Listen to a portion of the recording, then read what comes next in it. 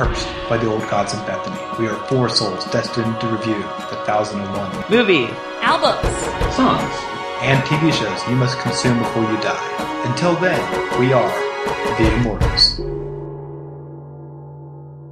And this is episode 180. 180. we did it. Now we do a 180. And we do everything we've just done.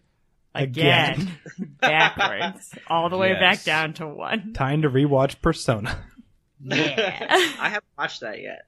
That's true, JC. You need to watch Persona. Even more reason to do a 180. Oh, no. Even more reason. Even more reason. Oh no. This is like the mid-season finale where Sarah becomes the time tyrant. That makes a lot of sense to me. Plot twist. I'm good at being a tyrant in general in life. That's Really? not a good brag. Oh yeah. No, I like to have control of things. Speaking of tyrants, We're no longer adhering to girl boss. We are woman tyrant. I'm sorry. Right. Peter, what did you say? Anwar Congo died. Who's that? Friend, air quotes, of the podcast. Not really. He's the mass murderer that got us the highest rated film we've ever. Oh, The Art of the Killing Guy? Yep. The active killing guy? Yep. Oh, cool. The guy who was Well- like, I think I might feel bad for what I did. Oh, I did not know he died. On October 20-something. 78 years Probably old. should have been a little sooner. But Just a bit. A smidgeroo. Anywho, Pedro, you said friend of the pod and like my heart stopped. I was like, who? What? we've had 5 other voices on this podcast, besides us. Mm-hmm. I was like, wow. Yeah. Can you name all 5 listeners? Can you name all 5 co-hosts? Can Pedro name all 5? Is the 5 fucking including- question. 5 not including us. Oh, not including the 4 of us right now. Yeah. Got it. Can you name all 5? I mean, Lee. Lee and Adam. Adam. Lee and Adam. Meg, who played Bethany. Bethany. Yep. Bethany. Eric, the co-host of Let's Take 5, never showed up, did he? Nope. No, I don't think so. 5. Wait, so I got 3. That's only 3. Mhm. We had 2 others, but I just cannot. It was The other one, we had a new god, Marty McFly, on at one point. Yes. Don't remember who that was, though. Me Yeah. neither, actually. I'll tell you who it is off mic. Okay. And then, this isn't, Pedro's ex-girlfriend was on the chair commentaries. Oh, duh. Oh, yeah. Yeah, Oh. True fact. very true. Wah, wah, wah, wah, wah. Our only guest. That's true. True, Our only guest of the show. Yeah. And Win, of course. And Fridge. And Buddy, when Buddy Yeah. was Buddy. around. All the pets I've tried to edit out. Yes, but I'm not sure it's always happened. Wind is now Win is trying hardest now rolling on her back right and now. making like weird, like sniffing noises and staring at us. Anyhow, I'm no. Austin. I'm Sarah. I'm the trans who shot Liberty Valance. Wow. I'm Pedro. You've only added the word trans to Western films. What do you think about that? I think that feel like says a lot.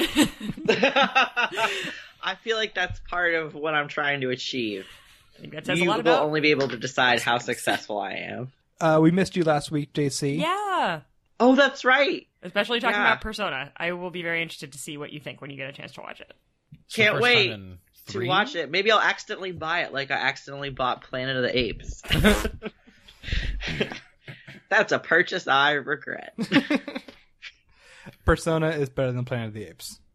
Okay. Yeah. Well, if Pedro says so, then I believe it. I don't know if that's a good way to live your life. Believing you or Yeah. ranking films? Using my opinion as whether or not something is true. This is a review podcast. You've been I literally co-hosting was about to say a review podcast for 180 episodes. Yeah. And what have you learned in those 179 episodes? that you're a crazy fucking dude. I mean, I knew that before. This is nothing. I've learned nothing new.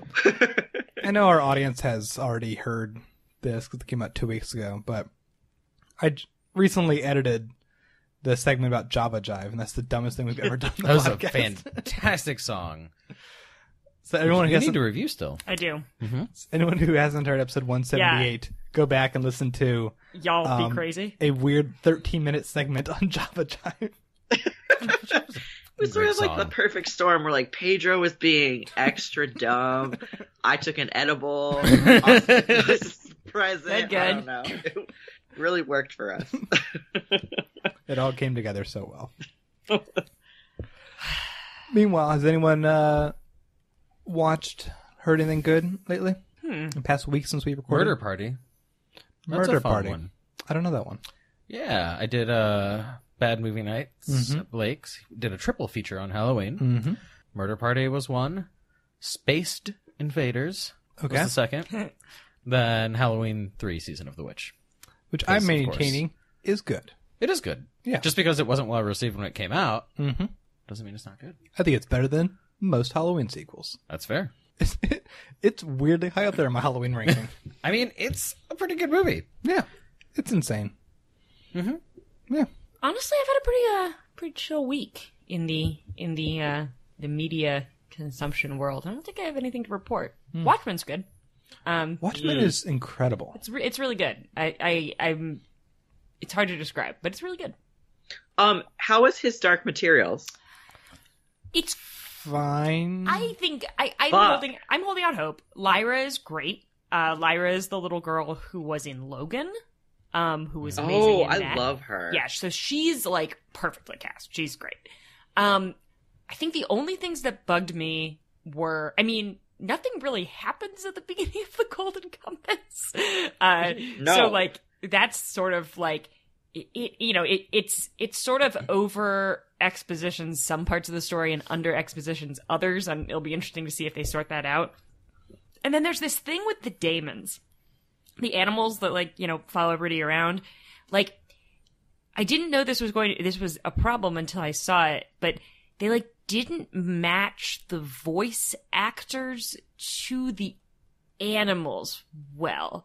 Like something about it, like when the animals in the CGI move their mouths, there's a human voice, and it's not that it's badly done CGI or it doesn't match up or something. It's that like it doesn't. It's like it'll be like a little like Lyra's is like various kinds of little like ferrets and martins and weasels, and like it just like the voice is like that's not what a weasel would sound like. And I know that's crazy because like it's a character, but it just there's something about it that like doesn't match, because there is one that does match really well, and then as soon as they did that one I was like, oh, that's how it's supposed to look. It was very strange. Hard That's to describe. weird. Yeah. I heartily recommend the audiobooks of his Dark Materials. They're really good. They're done with like a full cast, and they're like really good. That sounds really fun. They're a good fun listen that I enjoy a lot, and all of the voices are very appropriate for all of the demons. They sound, you're like, oh yeah, that's what a little goose would sound like. Damn. I guess to me that it wasn't a voice issue. It was just like sometimes the ones that are smaller, you don't see the mouth move as often. So I kept getting confused. I thought someone else was in the room.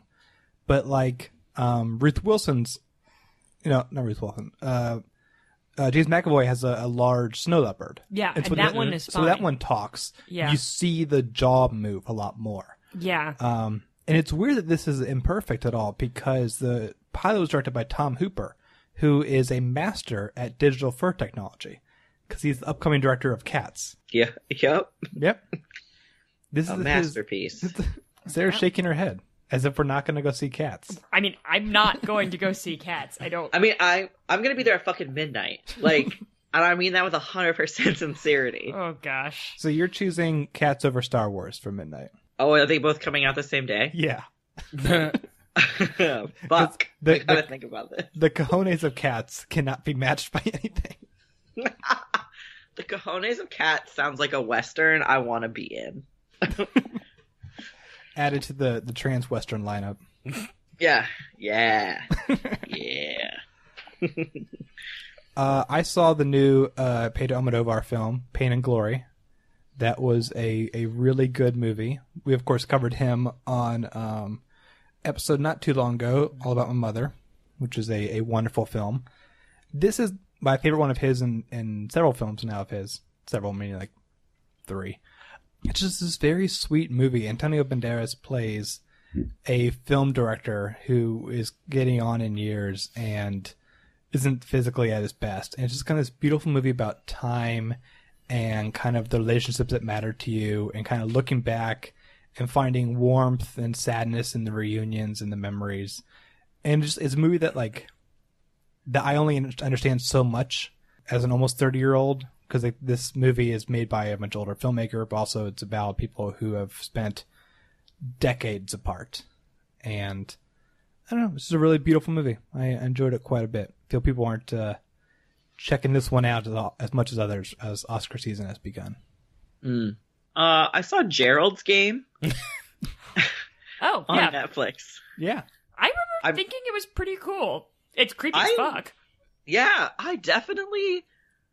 The first, until more of her hallucinations show up other than her dead husband, I was like, fuck this. No. And then... and then she shows up to herself, and I was like, cool. I'm into this. I liked it a lot more than I thought I was going to like it. And Carla Gugino? I've never pronounced it right. Gugino is really good in it. And, a great degloving scene. It's rough. It's a rough scene. Yeah, I really liked that movie. It's a really good Stephen King adaptation. And it's by Mike Flanagan, one of the best horror film directors working today. Mm-hmm. And It's terrifying. it's good. You find it terrifying? I mean, I've only seen the last half hour, but Okay. I couldn't look under my bed. Right. After Darren saw it, we had to keep the shower curtain open at all times Yeah. because Moonlight Man could be behind there. You never know. It could You happen. never know. Moonlight Man could be anywhere. Yeah. Feel It's like I know. definitely it's one of those watching it as a person who is self-described as a fucking wimp when it comes to horror movies. I could watch the whole thing without getting feeling like I had to hide, but in retrospect you're oh no, Yeah, that movie's that epic. whole situation is just a nightmare situation. Yep. Oh man. I also saw It Follows. I think I saw both those movies Oh! since the last time I was here. What do you think of It Follows? That is a movie. That is one of the few horror movies. I tend to be very scared while horror movies are going on, but they don't stick with me at all. It Follows is the very notable exception. I was at Austin Remembers and laughed at me very meanly, I would note, when we left the theater. I was friggin' terrified walking out of that theater and kept looking behind me. Mm-hmm. I mean, I don't blame you. I don't know if you That movie's noticed. fucking creepy. We shared a lift, went different places, but when I was dropped off first, I then went back to the middle of the street and kept walking towards the cab. No, I know. Did you notice that? Yes, I did. Okay. Because you're a jerk. And this is why every time you invite me to a horror movie, I go, no, this is just... Because Austin didn't grow some neurons that he would need in the African jungle and doesn't get scared at horror movies at all. It's freaky. I genuinely don't understand how your brain works in that way. And so Austin's when the free solo guy, they did a brain scan Yeah, on the there's, free solo something- guy, and he just can't feel adrenaline anymore. He just doesn't get scared. Yeah, but it's very specifically to horror movies. And but so whenever Austin's we should go see this completely terrifying movie in theaters, I'm okay, but really you want to do that because you think it's funny to watch me watch a horror movie? It's horror films Sarah, are I empathize with you, having been in your situation. they're best in a crowd. It's fun to kind of get a full audience, reaction and such. I don't know. I kind of there are moments when you invite me to horror movies that make me feel like you're Dennis from Always Sunny. It's sit next to me so I can feel something. I think if the zombie apocalypse hits, you might be one of the first to go. Jesus. 'Cause Whoa. I don't think your fight or flight reflexes shit. work, Aren't good right? Yeah. If you're not scared of horror movies, you just feel oh, that's not scary. Meanwhile, we're all booking it. Or I mean, I understand what danger is. I don't know. I feel very... I feel very weird that films aren't dangerous. They feel the same to me, though. That's the thing. When I'm terrified in a movie, it's true, it feels like actual danger. So I have a clinically diagnosed broken amygdala, right? I have panic disorder, which is fun because I'm like very, very aware of what my like lizard brain is doing at all times because I've been through like 7 years of therapy about it. And like, yeah, that's what's weird to me is that like because I've been through 7 years of therapy about panic attacks, like when I get scared by a horror movie now, I have like a very strong awareness of the way that my brain reacts. And so I don't react the way I used to anymore. Like it doesn't like it's a little reason yourself. It's a little different. Yeah. Like when we get to talking about MTV Sphere, I'll talk about why I think I would actually probably do pretty well on that show. But that's what's weird to me is like that doesn't trigger for you is wild to me. I do well in a crisis. We're gonna come back to this when we talk about MTV. Yeah, Sphere. in fact, Austin's just like I'll do every single challenge. We could transition if we wanted to. Yeah, well, no, let's do it. No, JC said that they watched It Follows. Yeah, what did you think? It's real good. Yeah, it's very thought provoking. I thought it was gonna be. I had heard some things about how like it's just about like. It's like a moral story about STI transmission or like that kind of thing, and like it's sort of anti-sex or like I don't know, and very Puritan. Yeah, and I watched it and I really didn't get that vibe at all. No. In fact, like you feel an enormous amount of empathy for the main character, who is such a great actress. Her performance in that movie is so good, and really just like there is like very little like pleasure to be found in that movie, and I'm very like I don't know, it was really good. Like I would read, it was the kind of movie where like I was done watching and I was like I would read some think pieces about this. Like I'd be down to read some essays about it makes some of my like when we start to think about like what are the best movies of the decade, like I really do feel like it's one that is enduring beyond like it's so good. Absolutely.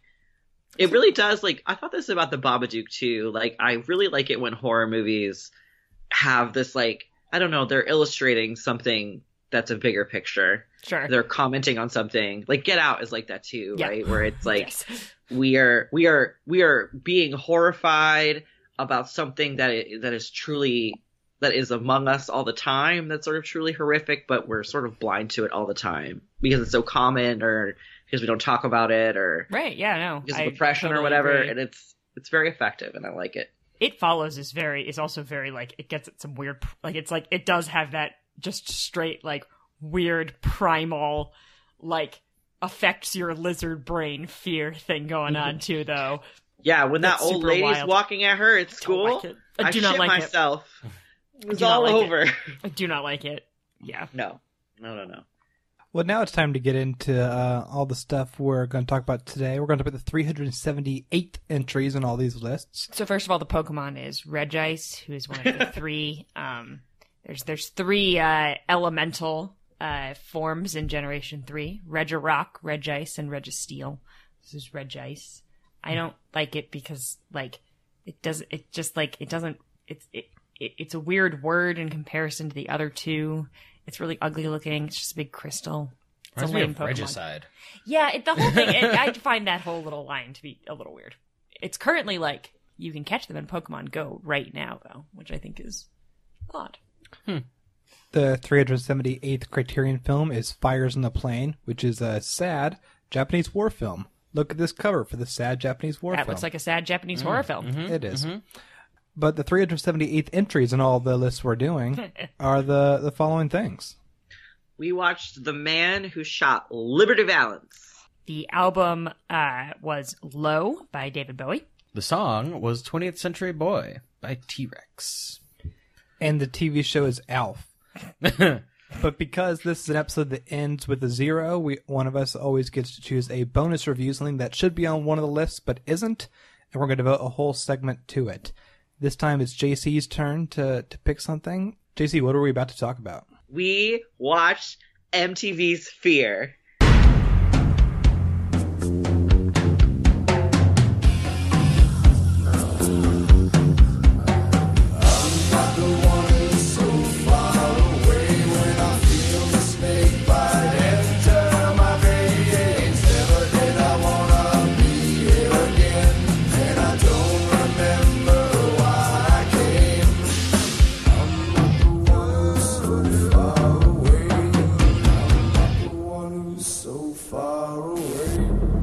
I'm so fucking excited. Can I tell my origin story with this show? Absolutely. It's your intro. Oh, great. Okay, so we've talked about this on the podcast before, but when I was growing up, my parents were they were sort of aggressive about what TV I wasn't allowed to and was allowed to watch. Yes. Like, we've talked about how, like, my parents wouldn't let me watch Seventh Heaven. Which is hilarious. Which was co-signed by my mom after she heard it on an episode where she texted me about it. I think especially when it came to, like, anything that even, like, sort of brushed up against sex stuff. Mm-hmm. But I watched this show in 2000 when I was, like, 11 with my parents. Which is, like, too young to watch this show, for the record. I don't think so. I think it's like a perfect age to watch this show. I guess that's true. I mean, like, it depends on the level of your 11-year-old's imagination. This is definitely a nightmare show. My imagination, Sarah, is fucking a whole galaxy universe. Yeah. It was bad. Some but, like, things that were not. There were some episodes where the subject matter in the episode was probably not enough for a 10-year-old person. So I watched the first episode of this show, like, when it premiered on MTV, as an 11-year-old, like, in my living room with my parents. And the first episode is when they go to Western State Penitentiary. Which is a super creepy real place. It's a real place. It's a very creepy episode. I mean, I still think of it as creepy. There is so much going on with this show that, you know, just keeps on giving. But, you know, to an 11-year-old, there are a lot of elements about this, I think at the time, that I had never really seen someone do before. Like, the sort of whole... So MTV Fear is a reality television show produced by MTV for 2 seasons. It was developed at the same time as the Blair Witch Project. So it takes this idea that, like, they're going to just put 20-something-year-olds in haunted, abandoned, creepy locations, and they're not going to have any film crew. They're not going to have any people who are there to document them, but they have to document themselves by carrying cameras around and wearing these, like, sort of Steadicam harnesses that are always looking at their face. And they have to complete these different dares that have been given to them by the producers that are sort of, like, increasingly scary or creepy. And if they last 2 nights and they complete all the dares, they get $5,000. And if they quit, they go away and they don't get any money at all. And the first one is Western State Penitentiary, which is just, like, a creepy old ass prison. Like, they make someone sit in a hole. They go to, like, a big rec room called the Sugar Shack. I've remembered that for, like, 18 really fucking funny. years. The fucking Sugar Shack. Like, I went to bed that night and, like, didn't sleep because I was like, I'm gonna get eaten by the fucking Sugar Shack. Yes, which is why 11-year-olds shouldn't watch this show. Disagree. But it was very interesting. Like, this became, like, a whole thing. Like when I was growing up, like, my dad and I especially, like, never really had anything to talk about or bond about anything. But, like, we were both very interested in paranormal things. And, like, that is a thing that has continued until now. We're like, I'm an adult and I find paranormal things always very interesting. Austin wrote in my senior year high school yearbook that he hoped I would catch a ghost someday. So really, Makes a lot of like, sense all the to me. stars are they just align. Wait, were you with us when we went looking for that haunted bridge randomly? No. Senior year in high school? No. I was there. We were there. Jay yeah. Mansman was there. Yeah. Some people were I there. probably should Lonnie have been. Kent, Andrew. Yeah. Kent shot a firework inside of someone's car and we got pulled over. Inside of someone's car? I think he was trying to throw it out the window and he missed and we saw it. I was in a different car for that part. Yeah, me too. Yeah. I saw it from afar. Anyway, Well, that was a lovely story. you can cut that out if you want. No, leave it in. Hi, Austin's mom. It's all right. I feel like the statute of limitations on that is probably like. Yeah, Babe. you guys are Oh fine. no, someone died. I was saying, I was like, either this is like a totally benign story or like the start of the Stephen King novel thing that you guys never talk Right. about because you My made a blood firecracker in the pact car. never to speak of it. No, we went to the bridge. Someone pulled out their phone and recorded while we asked, "Is someone there? Give us a sign." Wow. Nothing There happened. were a couple girls that they're like really freaked out. I remember. Like, Yeah, one- there were, yeah. yep. But nothing happened. That was fine. And it was like, I don't know if we ever confirmed if anything actually happened No, nothing at happened. that bridge. No, Oh, like whether it was in the even supposed past, to be like, haunted? Oh, because our friend said he had like a list of like unmarked haunted spots in Indiana, kind of thing. It was like the only one in The the Carmel area. Indianapolis Yeah. suburb area, northern Indianapolis. That's kind of great. Yes, so I have literally never met another soul who watched this show. And so, and I have watched it and rewatched it several times Wow. over the years because it's all available on YouTube. It's extremely accessible. So when this opportunity presented itself and I had the opportunity to make 3 other people watch the show, I said, we're going to watch it for $5,000 each. You have JK. $5,000 for me? No. Well, that I quit, so I don't get the money. Pedro would quit instantly. That's the other part of this that like we have to seriously talk about is if the 4 of us went on the show, how would we do? well, I Not mean, great, Bob. so it's funny because I watched the first 2 episodes of the show with Pedro in the room, and it was a funny thing because we're watching it, and I go, "Yeah, I do that. Yeah, I do that." And Pedro's like, "No, fuck that." but then we watched the interview show on YouTube, Hot Ones, and Pedro's like, "Oh yeah, fucking do that right now. Order the hot sauce." I'm like, I will die on number 2. Yeah. So it was flipped for us. Like I would never consider like going in the audience for Hot Ones just in case they would offer some wings to the audience. I started at the very beginning of Hot Ones. I'm going through the whole thing. Are you? Yeah. Good for you. It's so fun. good. And I felt like, so I will say, for the most part, JC, I love you. I do not love this show. That's But- fine. But I will say that the first 2 episodes of the 2nd season are pretty wild. Because they're set in a cave in Mexico that is supposed to have been haunted. And it is whatever. Not going to get spoiled on MTV Sphere. It is the first episode of the 2nd season is the only one, well, at least the one I've seen so far, where they do not give any money because all 6 contestants bug out before the end of the show. All of them. And then they have to basically do it again with 6 new people, showing those 6 new people the like traumatized videos of the 6 previous people going, guys, there's something real in there. Like, this is not okay. And I was It's thinking, like a Stanford prison experiment. it's, sort of thing. it's pretty wild. I think it is, one of the things I do like about the show is that it doesn't do a lot of like what I would call player versus player. Like it doesn't, a meaner version of this show would totally do. Like they're all very supportive of each other, right? There's like one person who has to do the dares, and then there's like a navigator in their ear. Everyone calls each other baby a lot on this show. Like, yes, that's another thing that's very like odd about across genders and like from people across the country. It's very strange, and I think part of the reason that avoids that PvP thing you're kind of talking about is it's an individual challenge. right. So it isn't like 30 grand is here. Whoever lasts the most gets Right. the most money. You know, it's 5,000 per person. Right.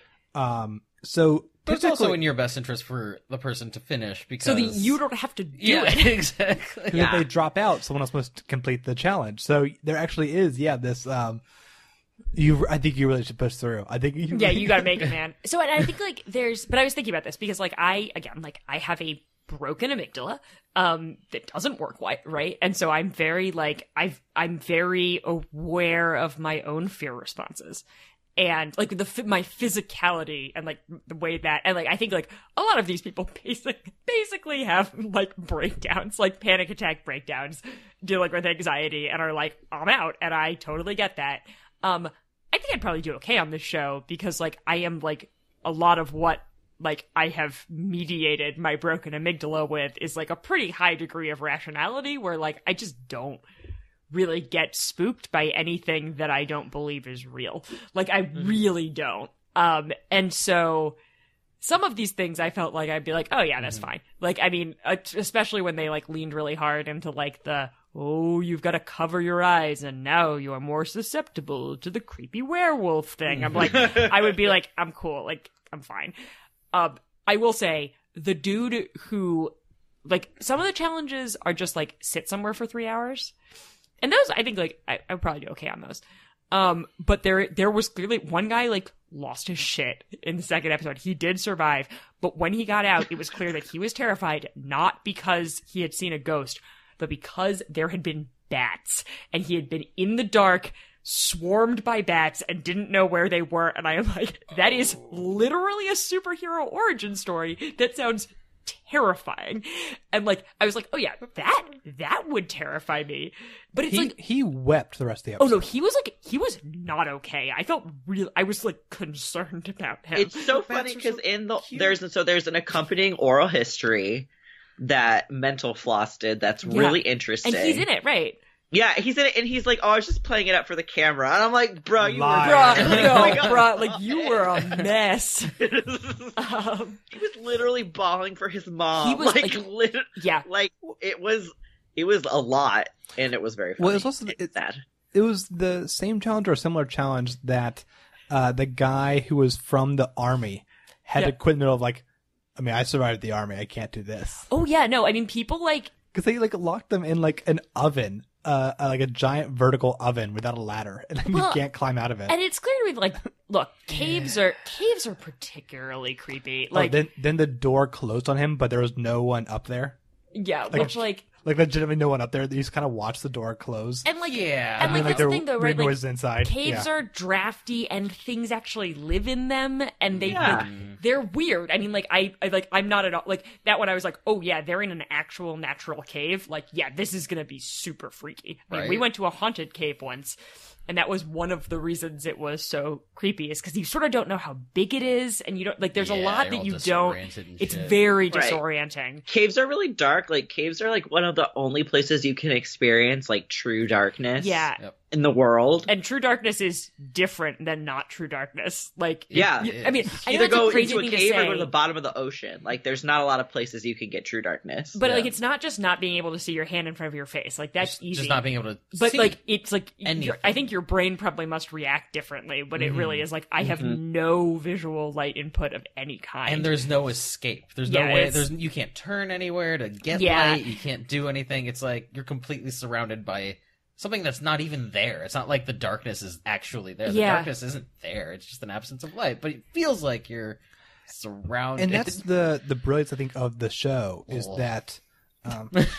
Pedro and JC would be out fast. The thing is, I don't trust the show. We were doing, like, when we were watching the one in the insane asylum, and they had the person go into the morgue and climb into the thing, I'm like... Normally that sort of thing wouldn't freak me out, but I know that this is a show. I feel like they would put something there or make noises happen or whatever. I don't trust the producers to give you mean it like that? Yeah, like to give me just a natural experience. So I'd be on like hyper alertness and just like... True. See, the thing is that they didn't, allegedly, they didn't really do anything. Right. Like, they didn't set up like the door's gonna slam or they're gonna make a noise. Like, what they would do is they would send someone to the location to spend the night, and if they were creeped out by it, then they would decide to film there. And, like, I was under the impression for a very long time that they, like, set up the noises or, like, they were like, ooh, you know, all that shit, but they didn't. Well, and they don't have to. I mean, like, and there are, like, vaguely amusing scenes, but then I also feel really bad because people are clearly actually freaked out, like, in the night vision camera. Of people, like, clearly very much believing that there are, like, ghosts or something. And you see on the night vision camera, and they're just, like, they're freaking out and flailing around, and there's nothing there. Well, that one girl made out with a ghost, right? In the army camp. Oh my God. Going on. I mean, we're going to devote a whole part to episode 4. Episode 4. Episode 4, I have a lot of thoughts on. But I think, in the oral history, they kind of mention a moment where, like, they knew if they like put string on a chair and knocked it down, right, that would work once, and then no one would believe it again. Right. So sure. I think what's there's two kind of challenges, right? There are the actual like fear factor like things, like stand under this thing, have the spikes go down, or kind of go be somewhere for a long time.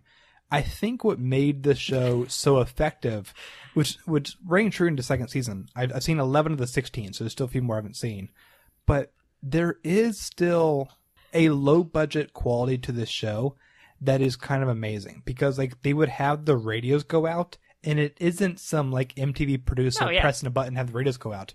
They just weren't very good radios. Yeah. And there's a part in season 2 when the lights go out in the safe house. Yeah. And it's very clear that was not intended. Right, because they're in like mostly ruins. Yeah. Like that do not necessarily have good like anything. They take away, all of their communication devices. I mean, there's like a bunch of times where after like pretty long periods in the dark, people's flashlights and stuff go out. And it's like, yeah, you just ran a D battery continuously for, 4 hours. Like, if it has already been run for 4 hours before that, it will die. So that's a guy who was in a large vertical oven. He had like nowhere to like pace around, and his light goes out, and he can't like get out of it because they removed the ladder from him. Yeah, that one would probably have hit some claustrophobia shit for me. But... I kind of have claustrophobia issues. Mm-hmm. If I feel like I can't freely move my arms and legs, then I'll start to just like. I think that like the thing for me, so I did a challenge once in college it was for a scavenger hunt. It's always for a scavenger hunt. And my backstory, it was interesting. It was just go sit in a box for 14 minutes and 7 seconds. You can't have a time. You can't have your cell phone or a watch. Closest to getting out after 14 minutes and 7 seconds, come out. Closest to getting out at the right time wins. So basically, keep time for yourself. That would be difficult. It is incredibly difficult. Do most people underestimate or overestimate? I super overestimated. So I was So you got I out had at been like 16 minutes or something. I was in there still at like 18, and they popped and they like tapped. But like we are like as humans like incapable. Like one Mississippi is some bullshit. Like we can't do it. But I think like. To be clear, I would never go on the first season of this show. I really, my sort of like lack of fear about real life scary situations is fundamentally based in the American tort law system and the idea that if anything is truly dangerous, the person who is the purveyor of said danger will get sued into oblivion. Yeah. And for the most part, this works. It is why roller coasters don't scare me. It is why the concept of skydiving does not scare me. Because I understand that if these things were as dangerous as they looked, they would not exist. Put a noose on your head and push the block over the edge. Yeah, that one. What? Yeah, that was I was trying to think about, because that one in particular, episode 3, the guy has no idea if this show is competent enough to get the ropes right. So that's the I thing. thought it was a puzzle because I heard them say the rule over and over and over again. It was like the noose ends in a coil that's attached to a block. So I'm like, so what if there's a block and a coil on the block, and the noose is just a free piece of rope that's in the coil, and there's no that's still technically true. I was trying to figure out, they're not going to kill you. There's no way. Right, also, there's no producer in the room to go, oh no, you put it on wrong. Right, and that but I think like that's fair. In the first season, my brain can construct a story of this show, which is MTV tried to film a crazy show and killed somebody, right? Like, whoopsie dups. Now MTV doesn't exist anymore. Or like the one with the spikes falling. Like, I would be like, okay, are you sure that whatever chains are the secondary support are going to hold when it jerks down? Like, how it's not going to break dramatically and just impale me. No one dies in the second season of something like this. Like, sorry, it just isn't like, I feel like at that point, like, they've got proof of concept. I would feel, and if I'd seen the show, I feel like I'd be like, all right, yeah. Well, it's weird, 'cause I thought that season 2, which I've only seen 2 episodes of, it wouldn't work anymore, because season 1 was all filmed at the same time, right? And it didn't air when they were kind of all participating. So season 2, someone mentions that I've seen the show before, I get how it works, and that person quit because he's too scared. And there are parts in season 2 when they go in pairs. I go, well, now the show's not going to work because if you have someone with you, then you're fine. No, then they both quit at the same time. Well, and they rile each other up, which totally makes sense to me because, another person can be a comfort, but if you're both anxious and you're both going, "What was that? Did you hear?" Then you'll just spiral yourselves out. It is. I will say this, as a capturing of actual human fear on film. It probably can't be beat. It's not good. It contributes nothing important to artistic conversations. Hey! Wait for the ALF discussion. And also it is the world's most 90s show. It is 2000s. Yeah, but when I say 90s, I always mean millennial 90s. It's late 90s, early 2000s. It is so of its time. Mm-hmm. The theme song is Absolutely. Some sort of it's not Incubus, but it could be Incubus. And y'all know how much I like It's Incubus. by Godsmack. It's Gobsmack, yes. I've heard that name in years. It's, I don't know, it's kind of a bash on the senses, I think, as well, because you're trying to squint and see at this camera feed that's clearly been turned down because there's no way their flashlight is just not that bright, right, when they're in the dark or something, and at the same time you have a soundtrack playing low in the background while they're supposed to be in a quiet room or something. You're okay, what are they hearing versus what is added on afterwards, right? And it's a lot, audially and visually. It wasn't a fun experience. I will say this: it is edited beautifully. In terms of if you look at the ability of the editor to take what must be a very large amount of 2 nights of bad raw footage, right? Of raw footage from people who are not filming professionally and are not filming for any particular moments. These editors cut together a narrative that really works. And that I will give them. That is genuinely cool. And occasionally, and there was in the oral history, I've only read half of it. They talk about they have these gooseneck camera mounts so that basically it's attached to their torsos. Right. And so there's a camera pointing back at their faces so that you can always get a close-up shot, which is fucking brilliant. But I don't like those shots. No, I mean that's but it's fucking brilliant, right? That's the point, Pedro. Yeah, this show is wild. I am glad I have seen it. Well, so JC, what are some of your favorite parts, and also how does the show kind of compare? Because you still watch it regularly now. I mean, I do a rewatch every couple years for sure. It's just it always gives me something new, there's just so many good characters. It's such a fucking portrait of the human condition.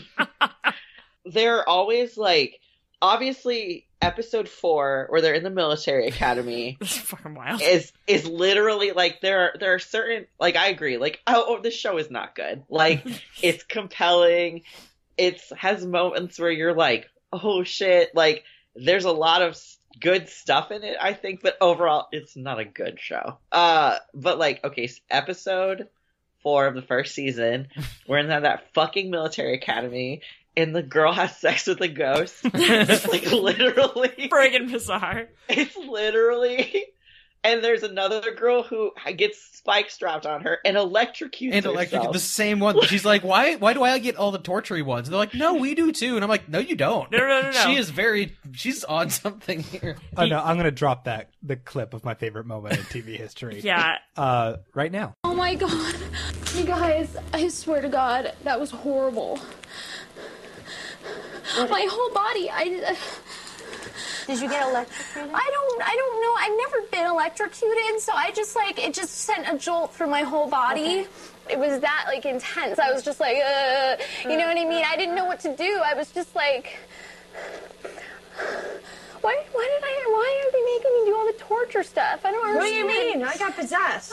So yeah, the voice you heard at the end there was Aubrey, who is one of the craziest reality show contestants I've ever seen. She's a lot. It's in terms of just like pure reality villains. She's now up there with Gene from Instant Hotel season 2. Oh yeah, he's up there. But Aubrey, I mean, so the Holly had to. It's Angela. Angela. Yeah. Sorry, Angela. It's okay. And because Holly, her first challenge just has to go into an open grave of sorts and have spikes fall like right before her, and on top of then now I'm calling myself Aubrey. What did I get? No, Angela. I'm writing this shit down. She has Think to then, angel. She's an angel. That's true. That fits in very well. Because her challenge is go to a spooky location, stand up on this box, and have your arms out for 20 minutes. And you see kind of a montage of having her go out there. And, like, she just keeps looking really weird. And you can't tell if she's having, like, if she's freaking out or she's just having a zen, like, just be cool for 20 minutes. She comes back and she's like, I had an experience. The ghost, like, came inside of me and like bonded with me, and it was like sexual at times. It was so happy to be in me. That's the quote. It felt so happy to be in me, and it's just incredible. Like a human being said that, and it's recorded forever. Like I want to have been in the room the first time the makers of the show viewed that footage, and we're just like, we didn't even like. Well, that episode's the only time where I've seen the editing turn against one of the contestants. It's true. Obviously the whole show is to exploit their fear and show them being scared. But this one, after she comes back and keeps doing these things, and obviously the clip you just heard, there is still this madness of they just keep showing her just talking to seemingly no one in the safe house because they all stop listening to her. Like, yeah, I just can't. I mean, like my life has changed forever, and now like I've had like I still like feel the ghost now, and you see everyone in the room is like not listening to her anymore. Yeah, like we're done now.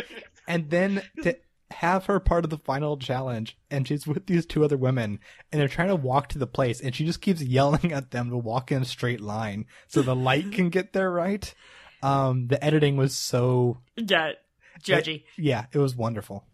She was insane. Yeah, she was a lot. Meanwhile, the other person almost got. And the episode where they all quit, I feel like is very good. Just because you're just like, nothing fucking happens. Like, that's what's wild is like people do some like in the big scheme of things is probably like in the moment it would probably be really freaky. Like you're gonna get inside a coffin and somebody's gonna throw dirt on it. You have to eat a pig foot. You have to be electrocuted. You have to like be strapped into a chair for 3 hours and you can't move. Like some stuff that's like not like it's not a reasonable ask. And these people in who go to Mexico to be in this cave, literally one person pushes over a cross and that's it. And no, it's their true. Fucking minds. And it's just like I can't be here. The wind is too much, and you're just like, oh shit. Yeah, and they psych each other up so much. Like it is the contagion of fear, like on display. That's the biggest change between 2000 and 2019. Because now 20-somethings are poor as fuck. So we would lose our minds, but there's $5,000 on the line, and holy shit, our student loans are so bad. That's a good point. I don't know. A lot of these people are like, a lot of them were very clearly like working class retail workers. I think at $5,000 is a lot more then than it is now. I think there's a different mindset where you'll see a lot less people quit, still freak out and lose their mind, but still going like, holy shit, I need $5,000. Capitalism is really bad, guys. I feel millennials will embrace ghosts more. Capitalism. I mean, I would absolutely have sex with a ghost for $5,000. Well, I mean, I wouldn't have sex with a ghost for free. I mean, oh yeah, of course. Like, this is a point in which Sarah and I are firmly 100% united. But yeah, obviously. Cool. I'm glad I'm not out on a limb. So there. we've now gone from Sarah we paid $5,000 to have sex with a ghost. Paid nothing. How much would you pay to have sex with a ghost? 0. No, it's not an experience I need in my life. I wanted to see if it was going to go to the negatives. No. $1. I've got a ghost here. You have $1. I'll buy that for $1. No, you shouldn't. I mean, like, paying for sex is not great. There's nothing wrong with being a sex worker, but we should not promote a culture of paying for sex, even if it's ghosts. Well, fair. Yeah, that episode's fucking wild. It's always good. That episode is always so good whenever I watch it. It's like an old friend. I'm like, hello, Angela. Hello, Holly. What if the electrician fucked up the charge or something, or accidentally bumped into the knob? And this is where $5,000, Pedro. And that's where the first season of this, I just wouldn't do it because I'd be like, yeah, that's the story of, and now MTV doesn't exist anymore because they killed a girl. Crazier things have happened in Hollywood. But I feel like once you've proved your concept, I just worry a lot less. Yeah. I think that's fair. It's interesting because the show was canceled, and it was not canceled because people didn't like it. It was canceled because it was very expensive to make. Yeah, that makes sense. With all of the equipment that they had to set up. And also, they talk about this in the oral history, and it's truly like 1999, 2000 to now, where they obviously take so much fucking footage. Yeah. And at that time, there was not an easy way to store it. Like now, I could store it on something that would fit in my pocket, but then it was like just tons and tons of shit. Oh, yeah, that must have been. I mean, I can't even. I'm trying to think. 2000. Yeah, is it all on tape? Is it? Yeah, that's true. I mean, it was. It was probably all on like zip drives. Seriously. Yeah. I think that's what I had. My dad worked on big data sets, so we always had the whatever the newest way to store a lot of data was. In 2000, I think we had zip drives. Yeah, it was very much like maybe we had writable CDs. Yeah. And zip drives. But it was but you think about it, it's like 10 or 15 cameras running for 48 hours. And you don't have compression technology that we have now either. So oof. Yeah. So they talk about how it was just the sheer amount of footage that they had. There was not an easy way to store it. And that was expensive. Fascinating. And it's wild. Because today, if this show happened today. Yeah. It would be on a camera. It would just be like people's cell phones. Yeah. Like your iPhone fucking smacked to your face. Yeah. There's a Halloween sequel that kind of has this premise, but doesn't do it as well. Halloween Resurrection is all about a new online TV show where people are going to go to haunted houses and have all the cameras on them and whatnot. It really is just MTV's Fear, but with Exhibit. And... this is better than that. Well, that's good. And no one has actual Michael Myers killing them. But I guess just to kind of wrap this up, we've kind of hinted at our answers earlier, but if the four of us were on the show, how long we last... Depends on what the challenge is. What challenge would get you think? Would get me? Yeah. Well, I like to think the Spikes one. Anything with external... bugs or shit like that. It's okay, I know a tarantula's not gonna bite me. I can do this, but Oh, did you see the one with leeches? Rather not. No? Yeah. Yeah, they had to get leeches on the arm, but the leech kept moving and whatnot, and the challenge was to have the leech stay on your arm for a while. Yeah. And suck your blood. I mean, I'm terrified of snakes. Probably we know be this. okay with that. So I mean, I would immediately I would peace out at the mention in the documentary of anything revolving around snakes. I'd be like, I'm out. But other than that, I genuinely think I'd probably do okay. I feel like I could sit in a room. But if you strap my arms down, that's different. And I feel like I could probably being locked up, in the morgue. For how long? I mean, the one they did it for 15 minutes, but if you do it for 3 hours, some of them were 3 hours. I don't know if I could do 3 hours. The one where some of them were 3 hours, and they didn't tell them it was going to be 3 hours. Well, that's the thing too. Is it's an indeterminate amount of time. That's where try to fall asleep. Yeah, and you will not be able to. I mean, that's the indeterminate amount of time would be harder, but ultimately, I think I could do the sitting for a long period of time ones. I think, the external factors, things that I can look at and reasonably say, I am not confident that this producer has thought through whether or not this can accidentally kill me. Would be not my jam. But anything that was actually based on, like, the idea that, like, there are spirits here or there's bad energy just, like, would not, like, just doesn't faze me.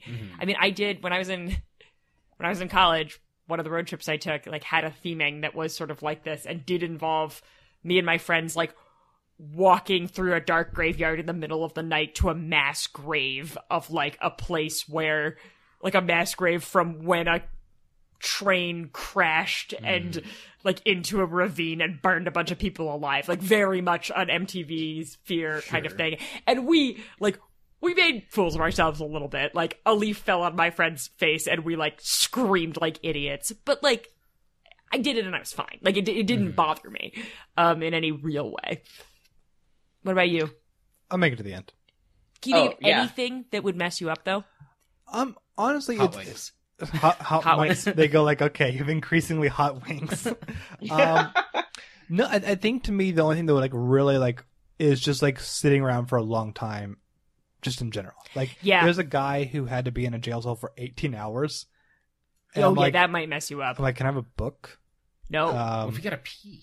Yeah. Also, like, I think he had a bucket. Just to be clear, so the solitary ones I thought were somewhat interesting because solitary confinement for 18 hours is torture. I mean, like, it's not good for you. Like, it can mess with you in important ways, and so it's always interesting. And like you saw on screen, people really losing it pretty quickly, being alone. We do that to people in our jails and prisons every day. Right. I think that is extremely important. Yeah. There is a lot of, like, you know, and they go to a lot of places where some really horrific shit happens. Yeah. Like prisons and mental hospitals and, you know, summer camp. Which I didn't love. I mean, I will say, like, the mental hospital one, like, really, really bummed me out. Just seeing, like, any kind of sensationalization of that kind of, and the prison, I felt the same way, of that particular kind of suffering is, like, just really messes me up. Like, in a very real way. But So I think that there would be like times where it was like more about having empathy with the people who were like hurt there, but then that was not the case all the time, and it would just it would vary very starkly from place to place. And I mean, that's something that bothers me when I watch it too. I don't think that ages well. I don't think it probably, I mean, I don't think that it played well probably at the time. Like, I don't think that that's a great thing, but. What was it? Was it the third episode when they were in the factory that just kept having accidents? Yeah. People were like dying left or right. I'm like, how did this place stay open? I thought that too. Like, this place just seems like a problem. Well, a bunch of people got burned alive here, and then this thing collapsed, and then 9 people got electrocuted. The worst part of every episode is the little documentaries they have to show them on their computers before they start their challenges, and they're always the lamest things. But I always love the guy who's like the local who just treats it all as like fact. Of like, oh yeah, this is what happens here. Yeah, you know, that's Billy. He went up there and the thing got incinerated, and just, you know, and his ghost haunts this. But the worst one was when they're at a jail and it said like former guard, again, definitely a lie. It's definitely not. It's just some true. guy in community theater, and he's like, yeah, no, I mean, everyone knew that there were like ghosts up here in the prison, and you regularly had people, you know, inmates hang themselves, set themselves on fire. I was like, no, multiple inmates did not set themselves on fire. One of those things probably did happen a couple times. The other one, if it happened once, that's genuinely interesting. Multiple people did not set themselves on fire in this prison because of ghosts. No, that absolutely did not happen. Right. Hinges. How many hinges do you give it, JC? I think I give it like a solid 4, 5. Nice. I'm gonna give it a 3-5. That was what I was gonna do. Because it's not good. But honestly, like, watch it. It's cool, but it's not good. It's been super fun to watch them. I have 5 left. I'm gonna finish them. I'll leave it at like a 3-2. Something about hearing a lot of loud screams into audio equipment that can't take it. And it like the vocal fry, it crackles and all that. It's just like on top of everything else, I'm just like, okay, now this is I don't know. So it freaked you out? No, not freak out. More just like not very well done. Fair. Okay. I see your point. All right, that is JC's bonus segment. You can find the whole series on YouTube. I think you now know some of our favorites. Definitely check those out. I'm pretty sure there isn't even like advertising between the episodes. No, I think it's just free on YouTube straight up. Is it? Yeah, there are like no ads between. At least when I was watching like a bunch in a row, like there was never anything interrupting them. It would just go straight into. Well, I think it's illegally uploaded. Yeah. Oh, is it? Yeah. Yeah. Oh. But I thought MTV was just like, have this. But I'm sure, but clearly MTV doesn't care enough about that IP to get it taken down. Yeah. Okay. Thank you for making my dreams come true today. So, absolutely. So happy to, JC. Obviously, I'm going to write a book about the making of the chair. You're going to write yours about the making of MTV's Fear. Right? I feel like there's a lot here. Yeah. We'll both sell dozens of copies. Dozens! It's going to be great. When does Fear Factor start? Or end relatively shortly. I think after. like so were they like that thing though where like you put your head in a bunch of spiders? Let's keep that. But let's add Joe Rogan.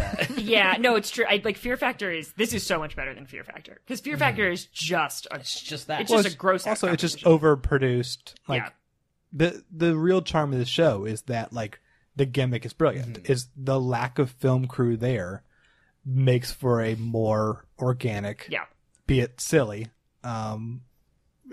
experience. Yeah. And now it's time for the movie segment. JC, what else we watched this week? We watched The Man Who Shot Liberty Valance. Out of the flame and fury of the frontier, the Old West lives again as only John Ford can recreate it. Peopled with wonderful characters who have become legend in their own time. Of them all, two are the most memorable. Liberty Valance and the man who shot him. I was trying to think of like a John Wayne voice to do for the summary. He's but a pilgrim. I can't. I feel like I would need to be like up and walking around because John Wayne impressions are sort of a full body experience. This is fair. Like I need to be sort of walking around, like my hips don't 100% work. I could do my impression of Jimmy Stewart doing exactly what I would do if I were mugged. Well, I'm a lawyer. I'm a lawyer, duly licensed in this county, and I'm gonna send you to jail. Sarah, I literally thought of you the moment that fell out of his mouth. I was like, oh, it's so great. Well, I'm a lawyer.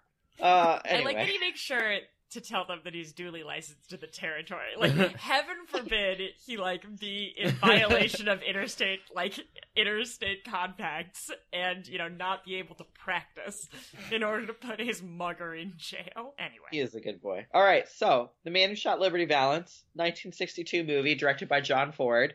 I would say a famous movie. I hadn't heard of it, which, you know, is sometimes rare for famous movies. John Wayne, Jimmy Stewart, Lee Marvin, also known as Walker, from a past movie. There. I have now Pedro looking completely confused because he's now forgotten this film. Which of the many westerns that I've forgotten is this guy also? Not a western. It's the one where he's Walker. I remember Walker. I remember this. Oh. The one with Point the Blank. dude who has to find the super boring cop movie. Yeah. And thank God There's no Lee cops Marvin in is it. not boring. No, he's out of prison thing. and he has to get the boss that put him there. Yeah. Named Walker. Liberty Valance. Yes. So, yeah, Lee Marvin is a lot better in this movie. Yeah, fuck that. So, Man Who Shot Liberty Valance is about, well, it's a movie that takes place in a flashback. So it begins with an aged Jimmy Stewart, sort of like Peggy Carter in the future Avengers movies, where he's made to look quite old, and his wife looks exactly the same, which is sort of weird. He is a senator. He's come back to the town of Shinbone for a funeral. He is like this very well-to-do man. He has this very politician way of speaking. Like, he's like, no, political offenses, my dear. I was looking away when he started talking. And then when I heard him, and they kept calling him Senator, I'm like, wait, did Mr. Smith come back? Literally. Mr. Smith comes back from Washington. And then he is there for the burial of a friend, and everyone knows who he is because he shot this man named Liberty Valance, who was an outlaw. And, there are these newspaper dudes who are like, oh, the Senate is here, we gotta get a story, and their tail feathers are all ruffled, and they persuade him to sit, and he tells them the story, and it's about him as a very young man coming west. He's a lawyer with nothing in his pocket but $14.83, his father's pocket watch, and a whole bunch of law books. Yeah, and he's a good boy. Yeah, he is a good boy. And his stagecoach is held up by Liberty Valance, who's this really awful outlaw who is very dirty and has a whip. Yeah. Those are his characteristics. Yeah, pretty much. He is riding west with a widow. Like, Liberty Valance tries to take the widow's jewelry, and Jimmy Stewart, whose name is Rance Stoddard, tries to fight back, and Liberty Valance beats the shit out of him. John Wayne, whose name is Tom Donovan,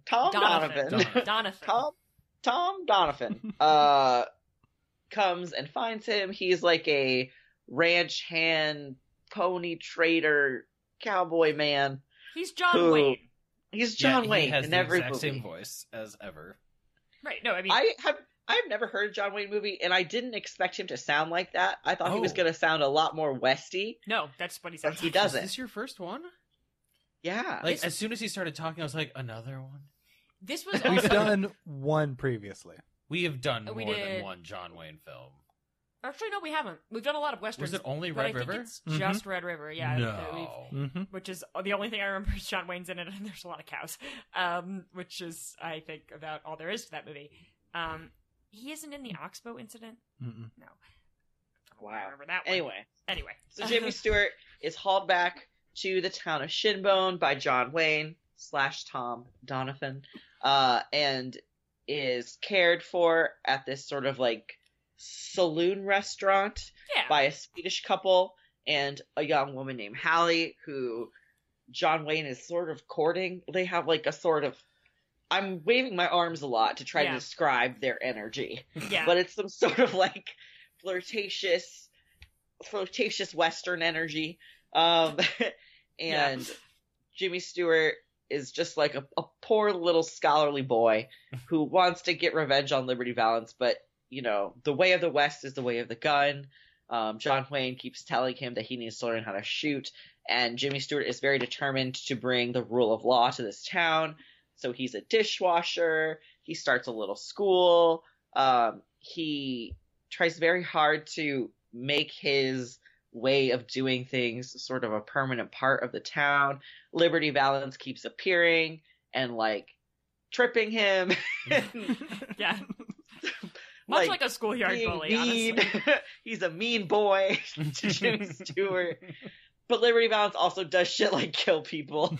Beat the shit out of them, so it's kind of insidious. But eventually there comes a point where it sort of escalates, like a lot of different things happen. It escalates to the point where Liberty Valance is like, you can either leave or we're going to meet in a dark street. And Jimmy Stewart meets Liberty Valance in the dark street, and Jimmy Stewart, as is shown in previous scenes, is a terrible shot, but somehow manages to shoot Liberty Valance. And that's where I'm going to stop. Yes. So. Well, how about this? Everyone in under 10 seconds say whether or not the audience should see this movie. Yes, this is one of my favorite movies ever made, and is the great deconstruction of the Western myth and what it says about masculinity. It's a perfect film. Peter? Yes, because it's not bad, but it feels like a lot of Westerns to me, sorry. JC? Yes, I found it really interesting to watch. I found that it really broke down, like it did not feel like an average Western to me with the tropes. It really broke down a lot of the things that I think we consider to be the backbone of that genre in a way that I really dug. And yes, go see it. It's very, very good. All right.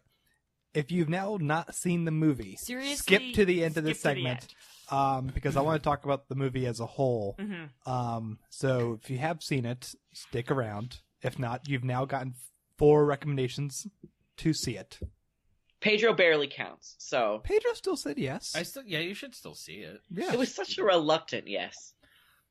Well, I mean, I'll give you this. If you don't like Westerns, you're not necessarily going to automatically dislike this one. I hate Westerns, and Yeah, there's that's a fair. high chance that I will give this a 5 at the end of the discussion. Yeah, it's really good. One of my favorite movies ever made. All right, now we're going to start the spoiler section. JC, how about you finish the summary? So, Jimmy Stewart shoots Liberty Valance, he's injured. Hallie makes it very clear that she has feelings for him and likes him very much. Would have been sad to see him leave. Tom Donovan, aka John Wayne, is very upset by the affection he witnesses between the two, goes back to his house and sets it on fire. In the pissiest, dude temper tantrum I've ever seen on screen. He sets on fire specifically the extension he is building on his house that he was building for her, essentially. I think what I'm taking away from this is that John Wayne invents the toxic concept of friend zoning in this movie. Pretty much, yeah. That seems right. So central to this movie is this thought about whether their territory is going to become a state. And if it doesn't become a state, people like Liberty Valance, who bully everybody around because they're big and strong and have guns, have more power. And if this territory becomes a state, then it's more equitable and everybody has power because we have rule of law and stuff like that. And so they are trying to get people to go to a delegation to decide this. And they really want Jimmy Stewart to do it. But they're also in this very sort of interesting and ironic way. They say that Jimmy Stewart maybe shouldn't because Jimmy Stewart has murdered this man. Right. And that if Jimmy Stewart really stood for the law, and all the things it represents, then he would have taken the more judicious way out. I mean, Jimmy Stewart's very torn. John Wayne comes in and takes him into a side room and says, "You didn't actually shoot Liberty Valance, I did." And then we have another cut to the past where you see that they're on this dark street where Jimmy Stewart and Liberty Valance are facing off, and in the shadows John Wayne is there and shoots Liberty Valance at the same time that Jimmy Stewart fires his gun. So we didn't have CSI back then. Perhaps this never would have happened if Gil Grissom had been on the case. But Mr. Manhunter himself. Oh, yeah. Right. So, John Wayne is fucking go take the nomination because you didn't actually kill him. Right. And so he does, and it's sort of implied that Jimmy Stewart has this very meteoric rise to becoming this very prominent politician, and Tom Donovan dies pissy and alone. And that's the story. And it's so good. It's very good. It's very good, and I almost didn't like it because I read the Wikipedia article, and John Wayne's character is listed as one of the by AFI, which who gives a fuck? Who even is AFI? What do they know? That Tom Donovan is one of the top 50 heroes in American cinema, and what I liked about they didn't see the movie. No. And what I really thought that the movie was doing was the opposite of that. And then I texted Austin, and Austin was like, no, that is what the movie's doing. And I was like, okay, cool. Tom Donovan's not the hero. Can I talk about why I think this movie is the greatest movie ever made? I would like nothing more than to hear you talk about it. So I will say, I was first shown this movie by my friend Jonathan, who well knew my hatred of Westerns and said, I'm making you watch a black and white Western. And I was like, I hate you. I hate you so much. And he was like, well, Jimmy Stewart's in it. And I was like, I like Jimmy Stewart. So, what I love about this movie is that you don't have to name the characters. Like, what the movie does is an allegory about America's ideals about masculinity and how we decide what's right and wrong. That is literally John Wayne giving way to Jimmy Stewart. Like, you don't have to. Now, now age-wise, it doesn't quite match up. But the archetype of the John Wayne character as the emblem of masculinity giving way to the archetype of, like, Jimmy Stewart as, like, the judicious and good man who, you know, is, like, that's the story. Mm-hmm. And that's, like, it, you know, it is, it's a movie that is about, it's about toxic masculinity, but it actually has 3 different versions of masculinity, which makes it much more interesting than just a juxtaposition between John Wayne and Jimmy Stewart, because there is a extremely toxically masculine character in the movie, and that's Liberty Valance, right? And this is about, like, there's an understanding of what bad is and what the worst parts of who men can be are. And this is a movie about men. Like, this is a movie about men and how men deal with their, like, societal expectations that they fix shit and punch people. Like, that is what this movie is about. But, like, it basically is, we all agree that Liberty Valance needs to get punched or shot. Who does it? And how do we do it? And what does it mean? And I think the amount of, like, there's an amount of respect that the film has for John Wayne without ever saying that he's right.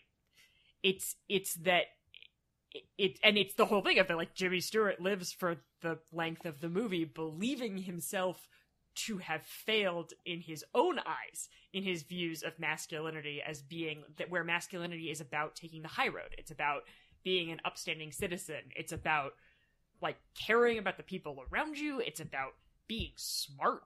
And he gets a lot of, like, he's not just treated like the nerd in this movie. Like, everybody loves him, and there's a reason for that. Like, he is, like, inspiring and kind and smart and funny, and John Wayne's a dick, and, like, but in the end, the movie seems to conclude that it's not that we need John Wayne now, but we did maybe at some point, and we shouldn't, and, like, there's something, I don't know, it gets at something really valuable about the archetype that John Wayne presents, because I will say he invents the friend zone. I agree with you, JC, except that in the end, he's a good dude. He 100% respects Hallie's, like, autonomy. He's totally not a jerk about it. He paves the way for her to marry another guy and kind of doesn't say 3 shits about it, except that he throws a man tantrum and sets his house on fire, which which is very in line with his character. But like, which also just feels like a Red Dead Redemption scene. Yeah, it does. Well, this whole movie is a little like that. But so gosh, this movie's so good. It's man. I want to jump on something that you said there about kind of like the ultimate fate of John Wayne's character. But I'm not going to talk too much this segment because I did a Let's Take 5 on this movie. We did a John Ford 5. You can listen to a half hour of myself and Eric talking. The episode also had a really fun guest. We had on Eric's father, who this is one of his favorite films, and he brought in like a legal pad worth of notes. He was just the best. That's awesome. He was great. Really fun to listen to that. So it's now my 3rd or 4th time watching this movie, and to me, I mean, it's a movie obviously about masculinity, but to me, what I really got out of this viewing was it's a story of corruption, and I think it's a very, very cynical movie about that. In that, like, I think something that Eric always says that like all the best westerns are about the end of the West, and this kind of has that when you literally have statehood being like voted upon and whatnot, and civilization coming west. But what I think this film is saying is that the West didn't actually die; it just got renamed. Yeah. That there is this kind of like that the purity of Jimmy Stewart's character doesn't exist. He can't do the very naive, rational thing. It's not working. And he gets angry and he wants to shoot Liberty Valance. And then, even though he doesn't ultimately, he lives in a world where he's succeeded with people thinking he shot Liberty Valance. They're electing a cowboy kind of character up because we know he is tough enough. The West is just kind of infiltrating Washington. In many ways, I didn't think about it until, Bader, you said it. Yeah. It's kind of a meaner flip of the coin to Mr. Smith Goes to Washington. Mr. Smith is all about the ideals and that how the ideals will win out. This movie says over and over again, like, the ideals lose. And I think there's even John Wayne's character is someone who kind of recognizes the world more of what it is, and almost is like trying like teach Jimmy Stewart that it is harder than that. And there's really a purity of spirit to how Liberty Valance operates, because Liberty Valance lives in a world only of corruption. Right. And the parts when he becomes most infuriating to Jimmy Stewart is when he just starts like winning. Yeah. Like he comes in and starts like fucking with the votes and it's like, here's your system. I can do this. I can fuck with the papers. Like here's my gun. I'm just going to keep winning. Yeah. There's a moment that I really like in the movie that I feel like really like encapsulates that, and it's when Jimmy Stewart is fucking washing dishes. And he gets done washing dishes, and they're like, they're Swedish, and they're like, do you want to help Hallie be a waitress? And he's like, sure. And then he takes the food out, and everybody laughs at him, and Liberty Valance trips him, and he drops John Wayne's steak, and John Wayne and Liberty Valance are gonna fucking shoot each other over the steak. And Jimmy Stewart picks up the steak and is like, fuck you. And, they have this whole thing, and Jimmy Stewart has this like little explosion at John Wayne where he's like, nobody fights my battles for me. And you see kind of like this sort of respect sort of begin to sprout there, which leads to this, like, he fixes the votes. He gets people, like all this stuff starts happening because Jimmy Stewart is willing to do it. And it's just a really nice moment. It's a moment I really like in the movie. Well, and I think there's also just the reason I think this is a perfect movie is because I could also I could talk for 20 minutes about how this movie is about American history. I could talk for 20 minutes about how it's about masculinity. I could talk for 20 minutes about how, separate from like masculinity and the experience of being a man, it's about gender roles. I could talk about how it's about race, because it's also about that. There's just a lot going on. But I do think that, like, one of the things plot-wise that I always like to sort of think about is how much of a sacrifice it is for Tom Donovan to shoot Liberty Valance for Jimmy Stewart. He gets nothing out of it. Literally nothing. He could have run out of the alley, shot Liberty Valance, and gotten all the credit. He lets Jimmy Stewart live, which means that he gives up the love of his life. He also basically, and then in the end, when he finally tells Jimmy Stewart the truth, he gives in to the last thing, which is that he allows Jimmy Stewart to continue to live as that version of what a good man is, which is the thing that Tom Donovan has been rejecting his whole life. That, like, someone like Jimmy Stewart is enough, is good enough, is enough of a man, is tough enough for the world, is whatever, how you want to say it. But, there's so much self-sacrifice in that moment. And, like, the movie is, like, one of the things I love about this movie is that it does not hide the ball at all. Like, it's allegory. This is not, like, it is not metaphor. It is one-to-one. This is what we're talking about. And, the fact that the movie is called The Man Who Shot Liberty Valance, and what the movie is about is who shot Liberty Valance and why does it matter, is really great to me. Peter, you were saying a little bit off mic that you had thoughts about the ending. It's something about it just doesn't 100% sit well. Like, why?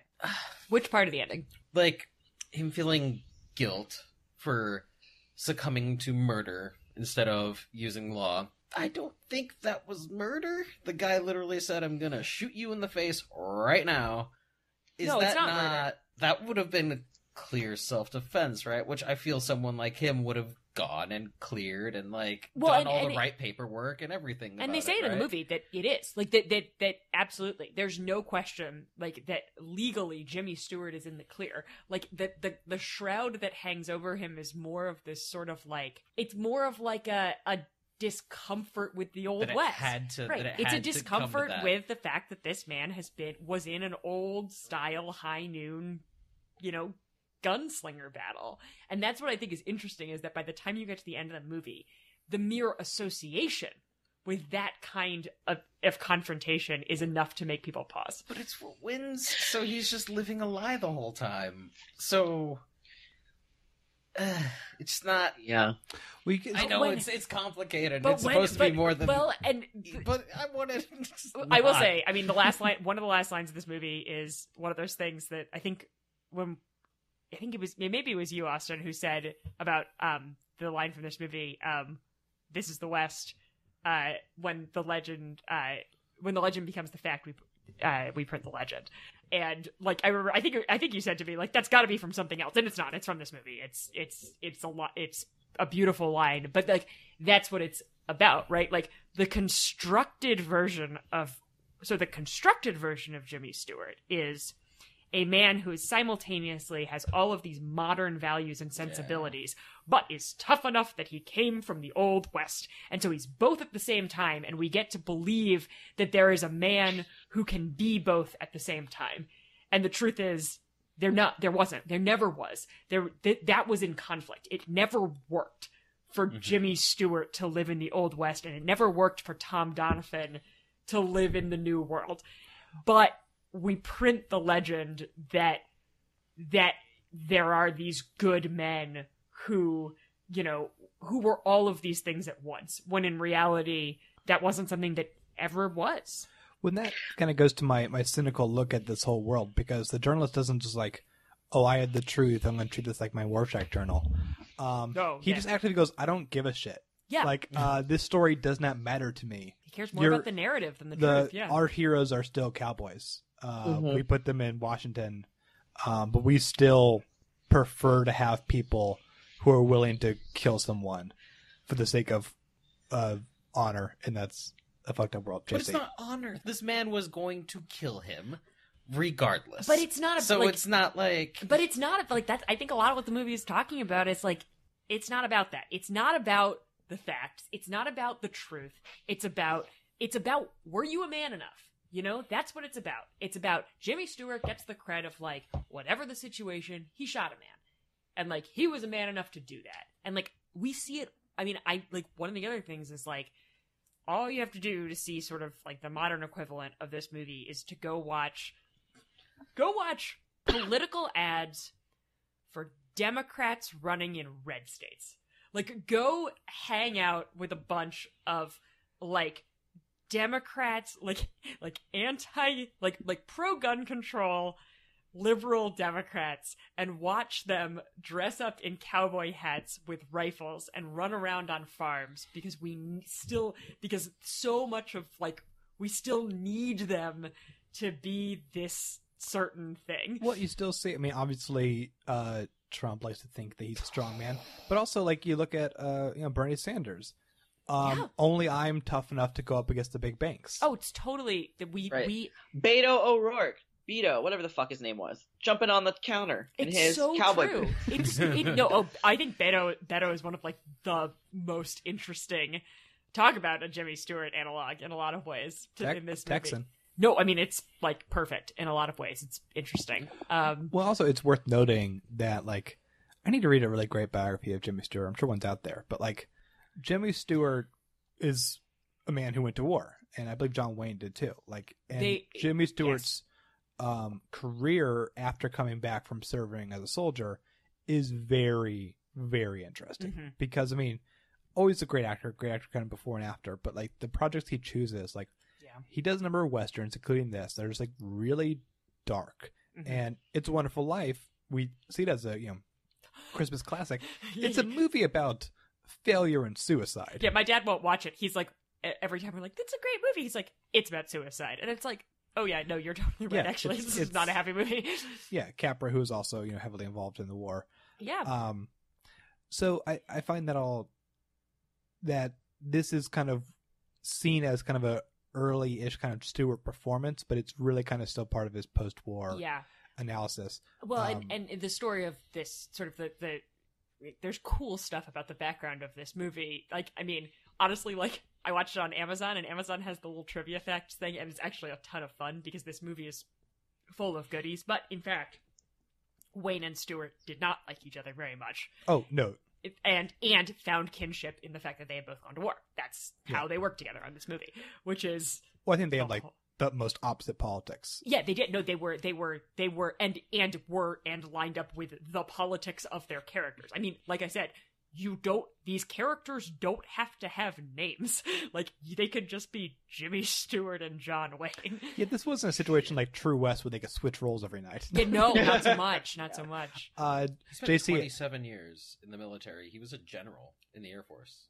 Which one? A fucking general. Stewart? Yeah, he's a major general. He's an interesting dude. He was in World War II and Vietnam. He is he is a guy who played himself a lot. Like he's from what I've read about him, he was a very like duty bound all-American kind of and I mean the guy is an incredible career. We also did him on Let's Take 5. So weirdly, this was part of the John Ford 5 and Jimmy Stewart 5.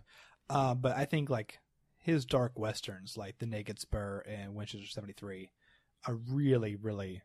If you only know him as like the Philadelphia Story, which is incredible, but there's more out there. Again, JC, I think I've cut you off 3 times now. No, you're fine. I was gonna say there's something I'm thinking about the sort of like opposites, or not opposites, but the sort of how they sort of are sitting on two sides of a pretty distinct line in the frontier.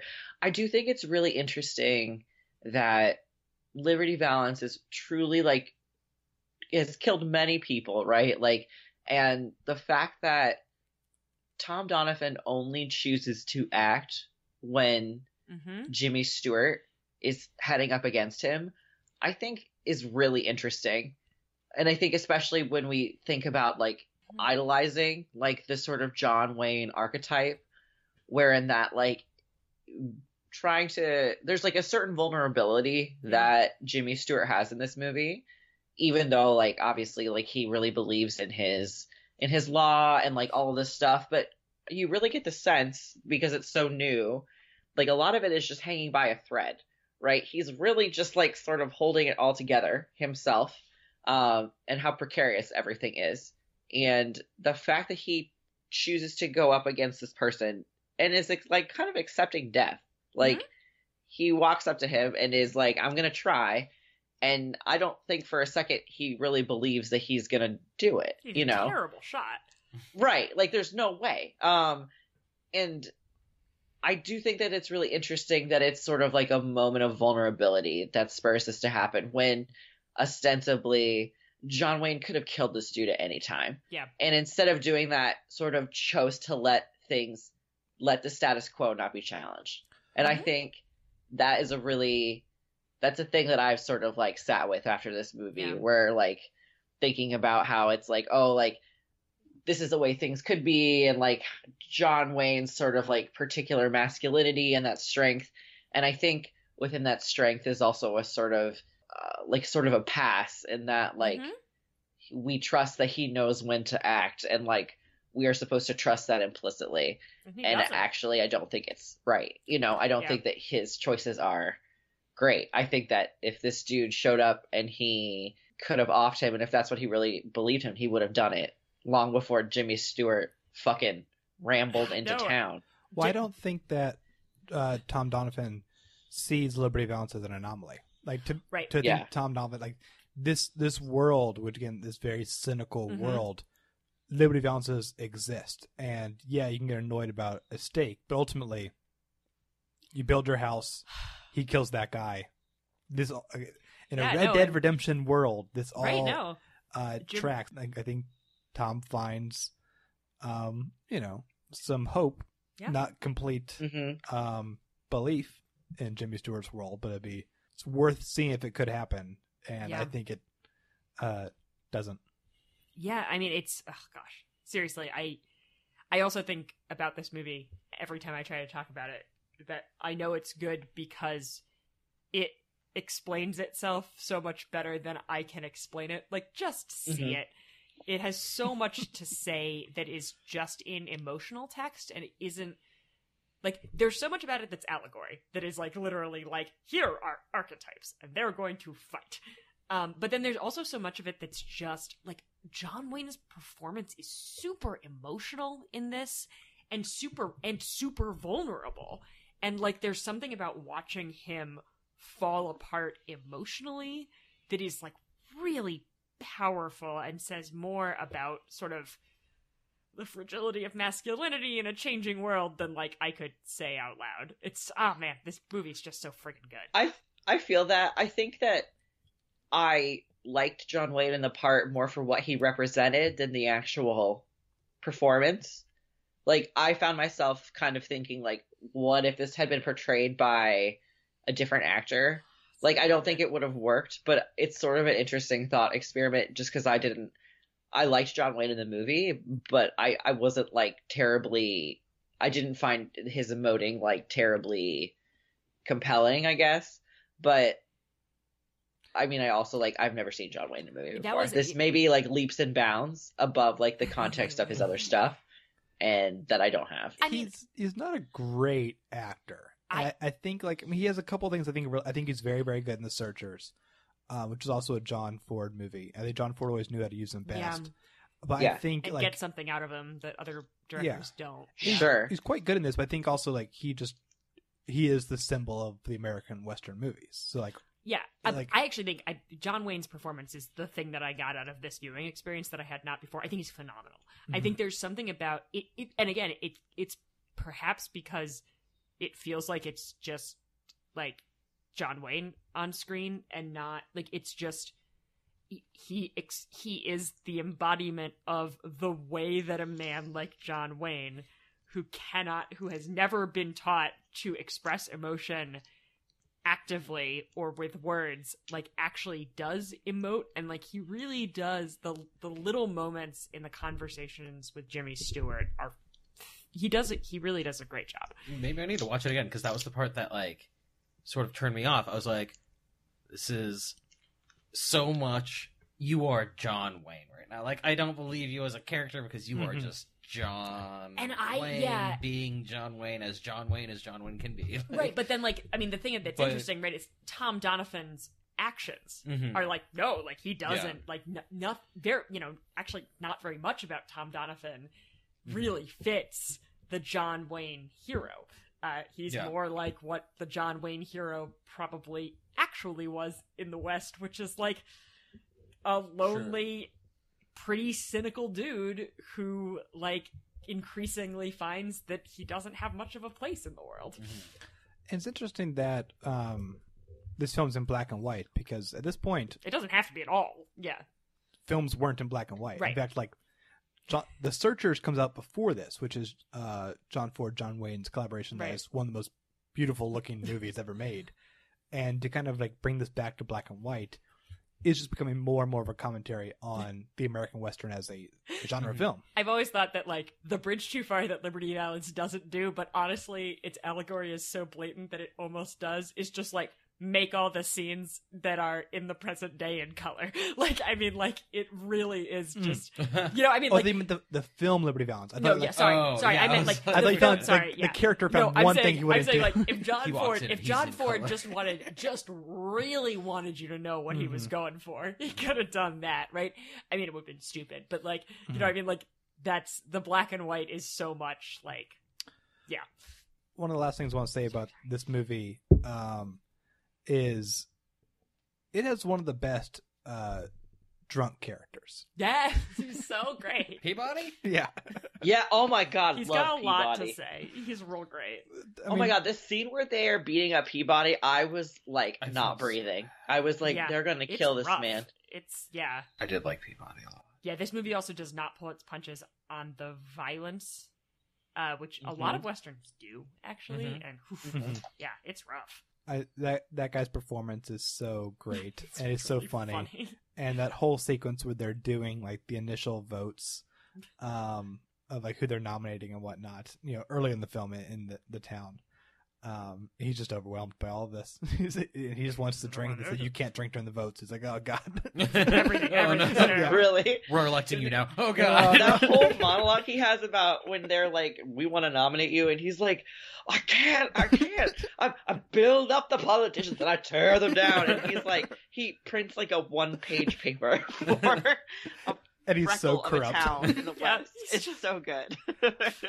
Also, one of my favorite shots in the movie, because John Ford is very, very good at framing a shot, is the kind of like the one thing with the image that like encompasses all I think the themes of the movie is at the end during like the proper like delegate nomination and whatnot, and to have someone come in on a horse inside that room. Oh, it's so good. And the camera follows the horse going in, and the cowboy on top just like bends his head down to kind of fit in the door as the horse, and it just becomes so much about the artifice of elections and the theatricality of it all, and the cowboy as a myth, and it's just because the real cowboys don't fit in the door. There's no room for them, but we need to have them there because it makes us feel like we're men.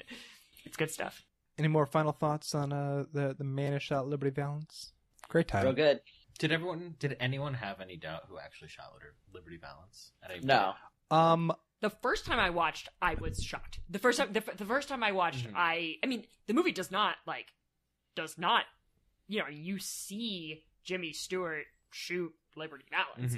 I mean, and from all, it's not like you can play detective with the original scene. Yeah. I was shocked the first time I saw it. I was surprised the first time I saw it. I was very sure that he didn't shoot him. Me too.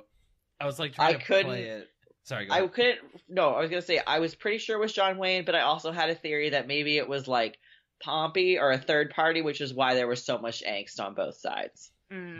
That neither of them shot Liberty Valance, which I thought would have been interesting. But I was like, his hand was already up, so maybe it was less of emotion. But no, I just couldn't. I couldn't buy it. Somehow, I just still couldn't buy it through the whole scene. And then John Wayne said stuff. I'm like, okay. I was like, if Jimmy Stewart had shot Liberty Valance, there wouldn't be a movie. Right. I mean, there's something to that. But did you guys get any Lost vibes? Because whenever they're in the modern day and they're going towards that coffin, it's so that's John fair. Locke, Jeremy Bentham. That's very fair, actually. I've never heard them like point out, like say this is what I thought of, but like Jack coming back to John Locke in the coffin is very much like the empty funeral, the nobody knows. Although specifically when in that scene in Liberty Valance, I think it's the fact that it's a pauper's funeral and that it's that plain pine box is part of what's so stark about it. Which is gets to me. Yeah, so good. JC, what do you give it? Give it a 4.8. I was also going to get a 4.8. I'm going to give it a 5. It's a perfect film. I give it a 4. 4? There's no wrong answer, man. Completely fine. You're good. I don't know. You're okay. That's fine. I feel like I'm missing something. I do I will say, don't rewatch it immediately, but maybe if you're feeling like a Western in a year, watch it. Also, this didn't feel it's like not a Western. Yeah, exactly. Also, I was like, well, I guess it's barely a Western, but that's the whole point, if right? If you feel like rewatching it, I've seen this movie probably 5 or 6 times and have gotten something new out of it every time. Maybe just watch some old John Wayne movies and then kind of see this as more like a commentary on John Wayne. Yeah, I think you do need a little bit of Stagecoach context. is awesome to other stuff. Yeah, I recently watched Stagecoach, which I think was the first Ford Wayne collaboration. Which is, it's a great movie, but it's... All right, now it's time for the album segment. Sarah, what do we hear this week? We heard Low by David Bowie.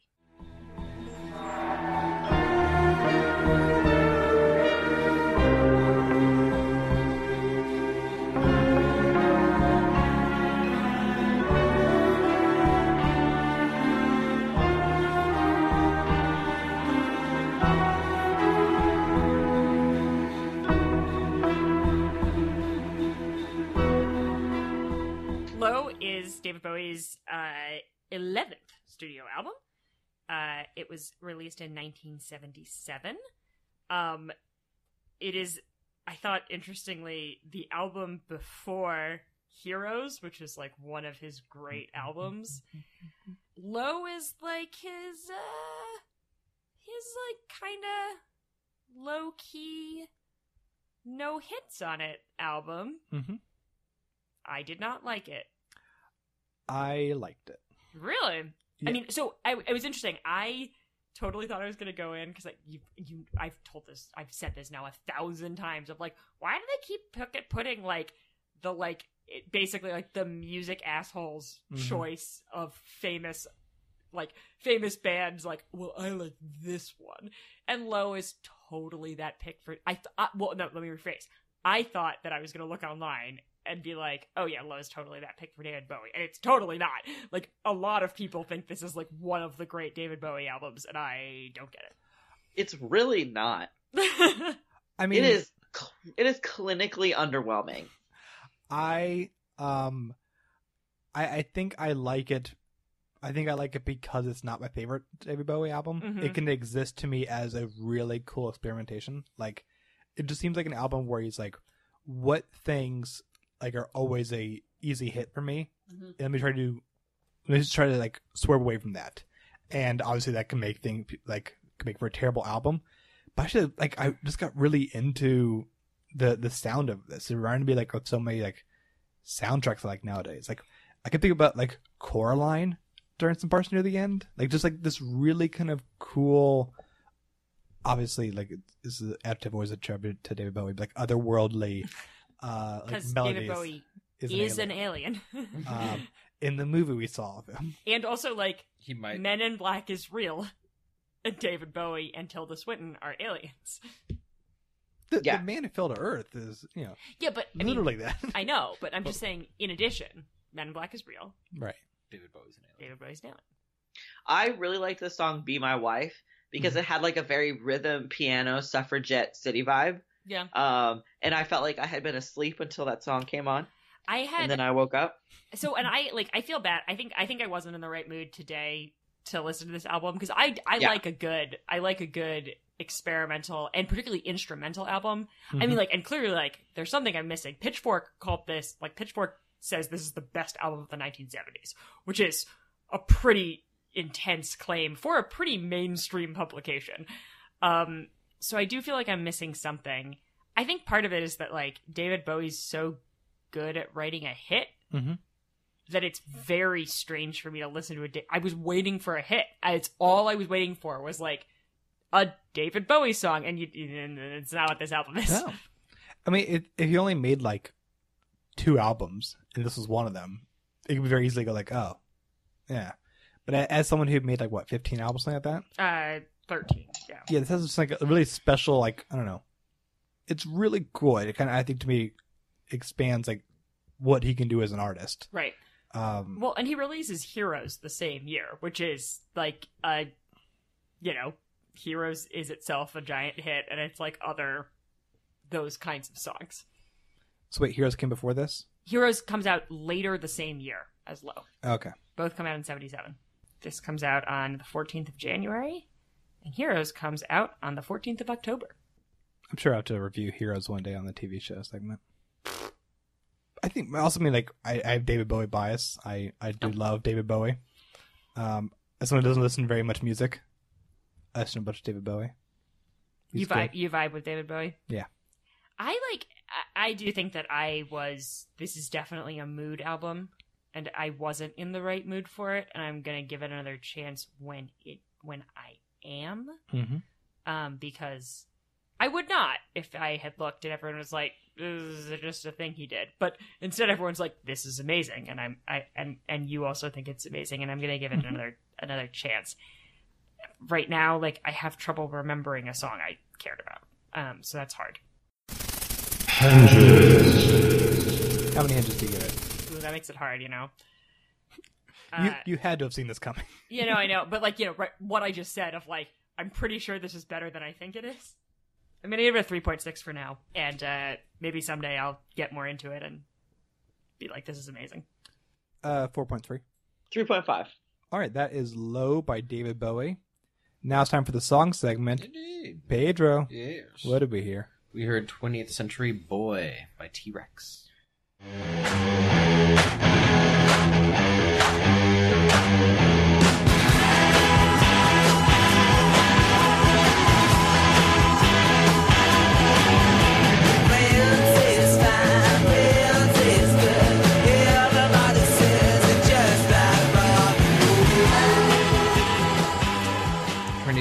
20th Century Boy was a song released by T-Rex in 1972, recorded in Japan. Never actually recorded for an album. They tacked it onto an album eventually, but like it was one of those. It was recorded just, like, as a single. Yeah, they just recorded it, and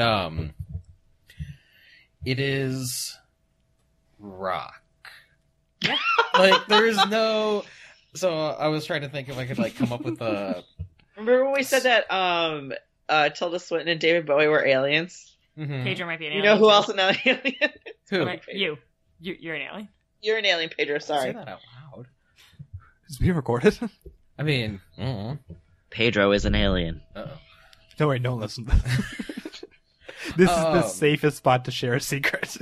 No, okay, but like, so, really, I was kind of thinking something along the lines of like Trump. If you say it loud that Pedro's an alien, I'm kind of fucked. And Oh, wait, yeah. Okay. Oh, Oh, wow. shit, audit it out. Yeah. Yeah, sorry, Pedro just said I'm an And alien. Dear Ice, who is definitely listening, Pedro is an alien from space, not from Mexico. yes, born here. Anyway, so I say that because Wikipedia's got it as glam rock and hard rock. It is the most like universal, generic sounding rock I think I've ever heard. I was thinking the same thing. I loved this song. No, It's no, great. Go to It's a bed. fantastic song, but like I could hear at some point the influence that it must have had on like you pick anything in the halo Right. of rock and roll and it's in here somewhere. Yeah, it's got a Venn diagram with like every song ever written. right? It's weird, and it's so the version I listened to, and the version that was eventually put on the album and single, I think maybe, is really short. It's like 3.5 minutes. Oh. And there's all of maybe 6 unique verses in the song. But there is a longer version, which is what I basically listened to. adds on an extra 3 minutes of jam. Yeah. Oh, It's a lot I of jam. wish I heard the jam version Oh, because yeah, it's- I was here for this song. It was great. It's a long song, but it is true. It is basically just a lot of it is just them jamming, and I mean that's what that song is. So you know, it's funny. I heard a little bit of T-Rex, not a lot. I never did. But the thing that I always think about with this band, to tie it all together, is the song All the Young Dudes, which is a song written by David Bowie and has this kind of this lyric of like, oh man, I need TV when I got T-Rex. that's great. It also references by the Martha word Hoople. dudes, Yeah. which is something I didn't mention during Liberty Valance. Yeah. That I think is a fascinating little linguistic thing, because at the time that like Liberty Valance is supposed to be set, dude is a pejorative meaning city slicker, as in the term dude ranch, which is where I like put it together as like dude ranch is shitty fake ranch, right? Dude ranches are where city slickers go to hang out, but then the Beach Boys and California in the 60s and 70s like reclaim the word as a Dude is said all over MTV's Sphere. True. So we've now tied into all but 4. mostly baby. Mostly they refer to each other as baby. You got this, baby. Yeah. Baby, I'm right here. Anyway, sorry. But yeah, this is a good song. It's I enjoyed listening to it. It was fun. Yeah, good song. Mm-hmm. What's it about? I don't fucking know. It has lyrics. It does? It's about shaking your ass in the street. I did not pay attention to the lyrics. It was a good time. What's interesting is the Google lyrics are wrong. They say it in the Wikipedia article. The third line says, sorry, friends say it's fine. Friends say it's good. Everybody says it's just like rock and roll. That's a misheard lyric, and it's actually, everybody says it's just like Robin Hood. Weird. Yeah. Really? It's about how you want to be someone's 20th century toy or their 20th century boy. Yeah. I feel it. I felt that. Oh, I don't like think I heard the words to this song at all. Mm-hmm. Because I it's mean, just fair. rock song that's fun. Move like a cat. I was surprised. Charge like a ram. Sting like a bee. I thought I was going to find it in a movie. I couldn't find, like, it was like, I feel like it should be in a movie I've seen. But... It's because it sounds like every other song, which is not to say that it is unoriginal. It No. just has a Venn diagram with all other songs that have ever existed. I never really listened to T-Rex, but apparently, and I don't doubt it for a second, they are the influence for everybody. Yeah. After 1970s. Yeah, they're a big deal. They're only around for 10 years active, I think. And then I'm sure everyone like broke off and did other things. Yeah, they're one of those bands that like was not that popular in and of themselves, but was everybody famous if you ask who was your favorite band. Like they also T-Rex. Yeah, exactly. So good find, actually. Well done, List. A song that I never heard of and probably never would have listened to, but I can feel its importance and very much like the song. There you go. I put it on my Spotify likes. That's my ultimate endorsement. As did I. Ooh. I give this a very healthy 4.6. 4.2. Yeah, I'd give it a solid 4.1. I give it a solid 4.4. There we go. Nice. That is 20th Century Boy by T-Rex. And let's all just give Pedro a small round of applause for not mentioning Jurassic Park. God damn it, I was going to. You did so good. Yay. You did so Going good. to. As soon as you said No you were thinking takebacks, about bitch. this. Okay, fine. No time. It used to be called Tyrannosaurus Rex. We're moving on to Alf now. Yeah, sorry. We've It's lost time that. for Alf. Yeah. It's time for Alf, the original dinosaur. Don't know what that means. But yes, the Nothing. TV show segment is Alf.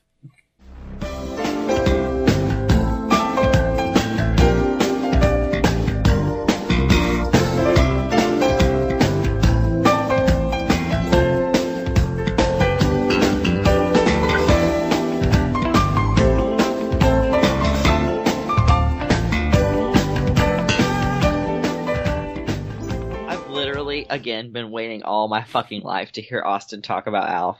Hey, I'm talking about Alf too, JC. Oh no, I'm so sorry, Sarah. Alf is a sitcom that aired on NBC for 4 seasons from 1986 to 1990. Which is fucking insane. Yeah, it ran for quite a bit of time. How is that possible? I saw all the first season. To all 26 episodes. I saw like 5 episodes of Alf. So Sarah saw a human amount of Alf episodes. Yes. And I saw an Austin Alf. saw too many Alf episodes. Alf is the story of a boring ass family who then has a alien crash into the garage. They call him Alf because the dad just assumes it's like a alien life form. Alf. That's an acronym we all say. It's supposed to be like how we call E.T. E.T. Yeah. But it becomes more confusing that Alf calls himself Alf. But we don't call E.T. It is also very confusing to me that E.T. exists within the universe of Alf. That is very weird. So the movie E.T. Because the kid says it's like E.T. Mm-hmm. Yeah. So Alf is a puppet. It looks like an uglier Jim Henson kind of creation. He's just this kind of asshole. He's just an asshole, yeah. It does the whole like the man who came to dinner kind of thing, but it's a really asshole-ish alien who is with a very boring family of mom, dad, daughter, kid. And every episode is just simply Alf being fucking a something fucking up. asshole. Yeah. And I think that's what kind of like made this a much more wretched experience than the other shows lately. I expected to be kind of charmed by Alf. Sure. And I was not. Because like it is like this, like people reference the dumbness of the 80s, like right. Alf. Isn't that a Simpsons thing? Alf, yeah, now in pod form. Well, and it was very popular. Like a lot of people watched the show. Which also explains because TV was bad. Well, right. This is TV was very bad. Very bad, and so people had to watch Alf. And what makes this like? Because that is like the sitcom trope. You have the troublesome person that kind of makes everything like have shenanigans happen. But there's something very different between Alf and Urkel, who I kept thinking That's a good point. Urkel has the benefit of being a side character. Yes. His popularity eclipses the show Family Matters, but he's definitely a side character. Right. And it also helps that the other characters on Family Matters had their own personality, and that Urkel was separate from their family. He is loved like a family member. Right. But he also goes home. Right. Yes. Alf is essentially adopts himself into this family, in spite of the fact that Alf is hundreds of years old and an keeps adult. heading on the daughter. Yeah, that's a major problem. Who is very much underage. It is the show doesn't commit to it being a fish out of water because Alf is very knowledgeable in so many things in American pop culture. No reason to be No. at all. Like, they don't even try. They don't even have Alf be like, I was a big fan of TV when I was on my planet. Like, they don't Well, they try. do say that because he can't leave the house because people are like, oh, fuck, it's an alien. He does, like, watch TV all day, but that doesn't explain any inconsistency he has. So, like, when he does something, like, that would be a typical fish out of water, like, oops, I didn't mean to do that, it is actually a very, very aggressive action against this family. And since the family has no other personality besides, Alf, why did you do that? Alf, I can't leave you alone. Alf, you cut down our Christmas tree and put it into pieces and are now mocking me for the entire episode for having to be alone from my family on Christmas Eve trying to buy a new tree that you won't leave me alone about how bad I am as a person. That's a fucking episode of TV of Alf. And that is... Alf is such a remarkably unlikable character. Yeah. In a way that is bewildering. By the end of the season, I will say, like, the last 5 or so, it actually did balance it out better, where Alf's actions were a genuine mistake of him trying to do good, and circumstance made it a sitcom plot. Which is But at for the least like first- how plots work. Yeah, and it's still not funny and bad. But for the first, like, 20 or so, he's essentially torturing this family. Yeah. For no, benefit to the viewer. Yeah, there's nothing good here. It's a bad show. That's the thing. I was like, the puppet is like weird looking and kind of cute. I did not expect him to be as unpleasant as he is. He's very unpleasant. Mm-hmm. I started going down this rabbit hole because of Wikipedia, the unofficial sponsor of the show. Apparently, it wasn't just hell for the viewer. I thought this was really funny. The production section is so large on Wikipedia. I kept like clicking on their sources and trying to like learn more about this. So Alf was co-created by the guy who puppeteers Alf. And Alf took so fucking long to film because the mechanics of having the puppet work was a fucking mess. It would break down all the time. And like, it's a really, it's a complicated puppet. Yeah. Like Kermit is like a hand. I mean, like with the arms. Yeah. This was like so many pieces going on. It had like 6 people working on this, and it would just take like 5 times longer than a typical sitcom to film. Like they couldn't film it in front of the live studio audience. They had to just endlessly do this, and it was such a terrible, terrible production. And the cast like seemed to have like lost their minds. Oh yeah. Like especially because also they get nothing else to do. Like I don't think like any of them have any jokes to themselves that isn't just like Alf for a whole season. And yeah, I mean it's now like a famous story of the main human character, the dad, on the last day of filming. After the last shot, he just walked to his dressing room, took his stuff, and didn't say a word, and just walked off, and like never came back. Yeah, that like they just hated being on this show because it was just, like a hell to shoot, and to do 26 episodes a season. Yeah, it's such a really like. It's funny because like I feel like I'm now gonna, when talking about bad TV shows, we'll keep going back to last week's show, the Jerry Springer Show, and how like I'm rating this lower than the Jerry Springer Show. That's an insane thing to do, and I rated the Jerry Springer Show, I believe, a 0.5. Alf is better than the Jerry Springer Show. Look at my notes. Because the Jerry Springer Show is, the reason Donald Trump got elected, maybe? I think Elf is. No, I will say this. I don't think you can make that argument. We have watched a couple shows that were like, I think this is the reason Donald Trump got elected. Like South Park. Genuinely good argument. For sure. And I think Jerry Springer Show is a pretty good one. Alf just sucks. Alf just sucks. I think there's nothing. It just is bad. I think Jerry Springer Show has more empathy to its fellow man than Alf does. Damn, son. That's a lot.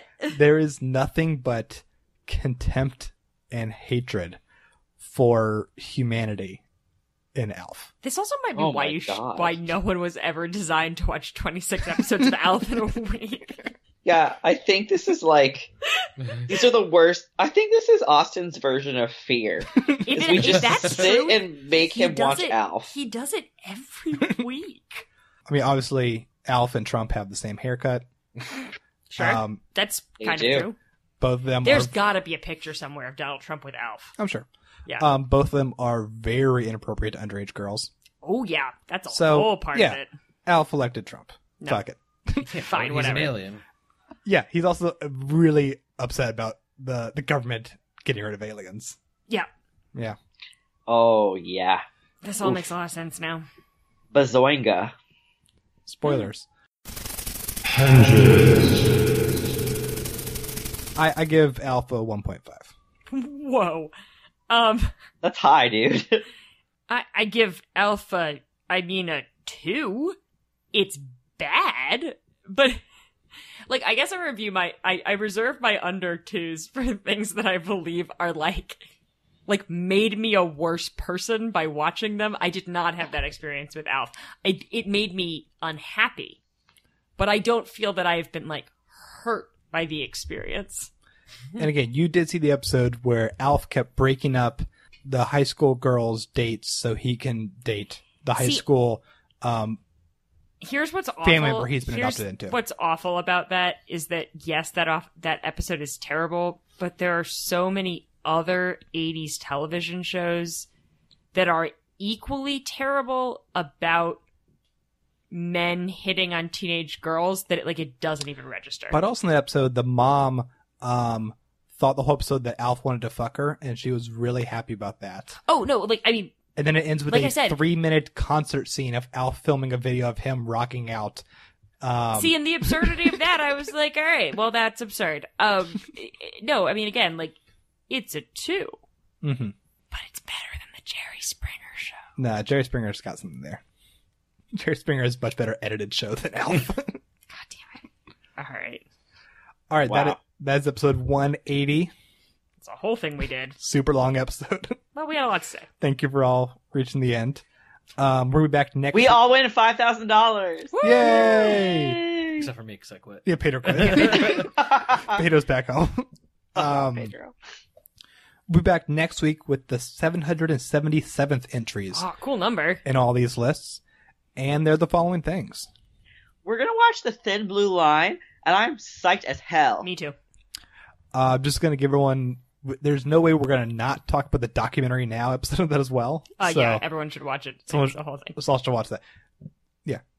The album is The Holy Bible by Mancy Street Preachers. The song is Deep Cover by Dr. Dre, introducing Snoop Doggy Dogg. Yes. And the TV show is The Big Bang Theory. Oh, no. Guess who's going to try to watch all season 1? That's a different... That's How I Met Your Mother. That's a different. That's a different. I have CBS seen sitcom. a bunch of Big Bang Theory season 1. It's bleak, man. It's bleak. Game over, man. Game over. Rewatched the pilot last night. Yeah, It's garbage. Yeah, I don't think I'd ever seen a full episode, and it's gonna be a rough week, guys. Oh, sir. When my mom was recovering from being in a coma, we watched a lot of The Big Bang Theory. And honestly, I mean, it made her worse. I'm sorry, there's so many different ways you could end that sentence with, and honestly, all of them are good, Jason. It's just really, what a show. So we're going to talk about that show. One of the biggest sitcoms in TV history. Yep. My God. That's a thing that's It's true. over now. Maybe America's As of bad. a few months ago. There's a finite amount of Maybe episodes. America's You can bad. say that for sure. I believe 278 episodes. That is Too 3 more many. than Cheers, because we did the math. Okay. We'll be back next week. You all know artmore.com. Thanks to Adam Lord for the music. Leave us a review on iTunes. Follow us on Twitter at the Immortals Pod. The usual. We'll be back next week. Until then, I'm Austin. I'm Sarah. I'm JC. And I'm Pedro. Bye, everyone. Bye-bye. Bye-bye.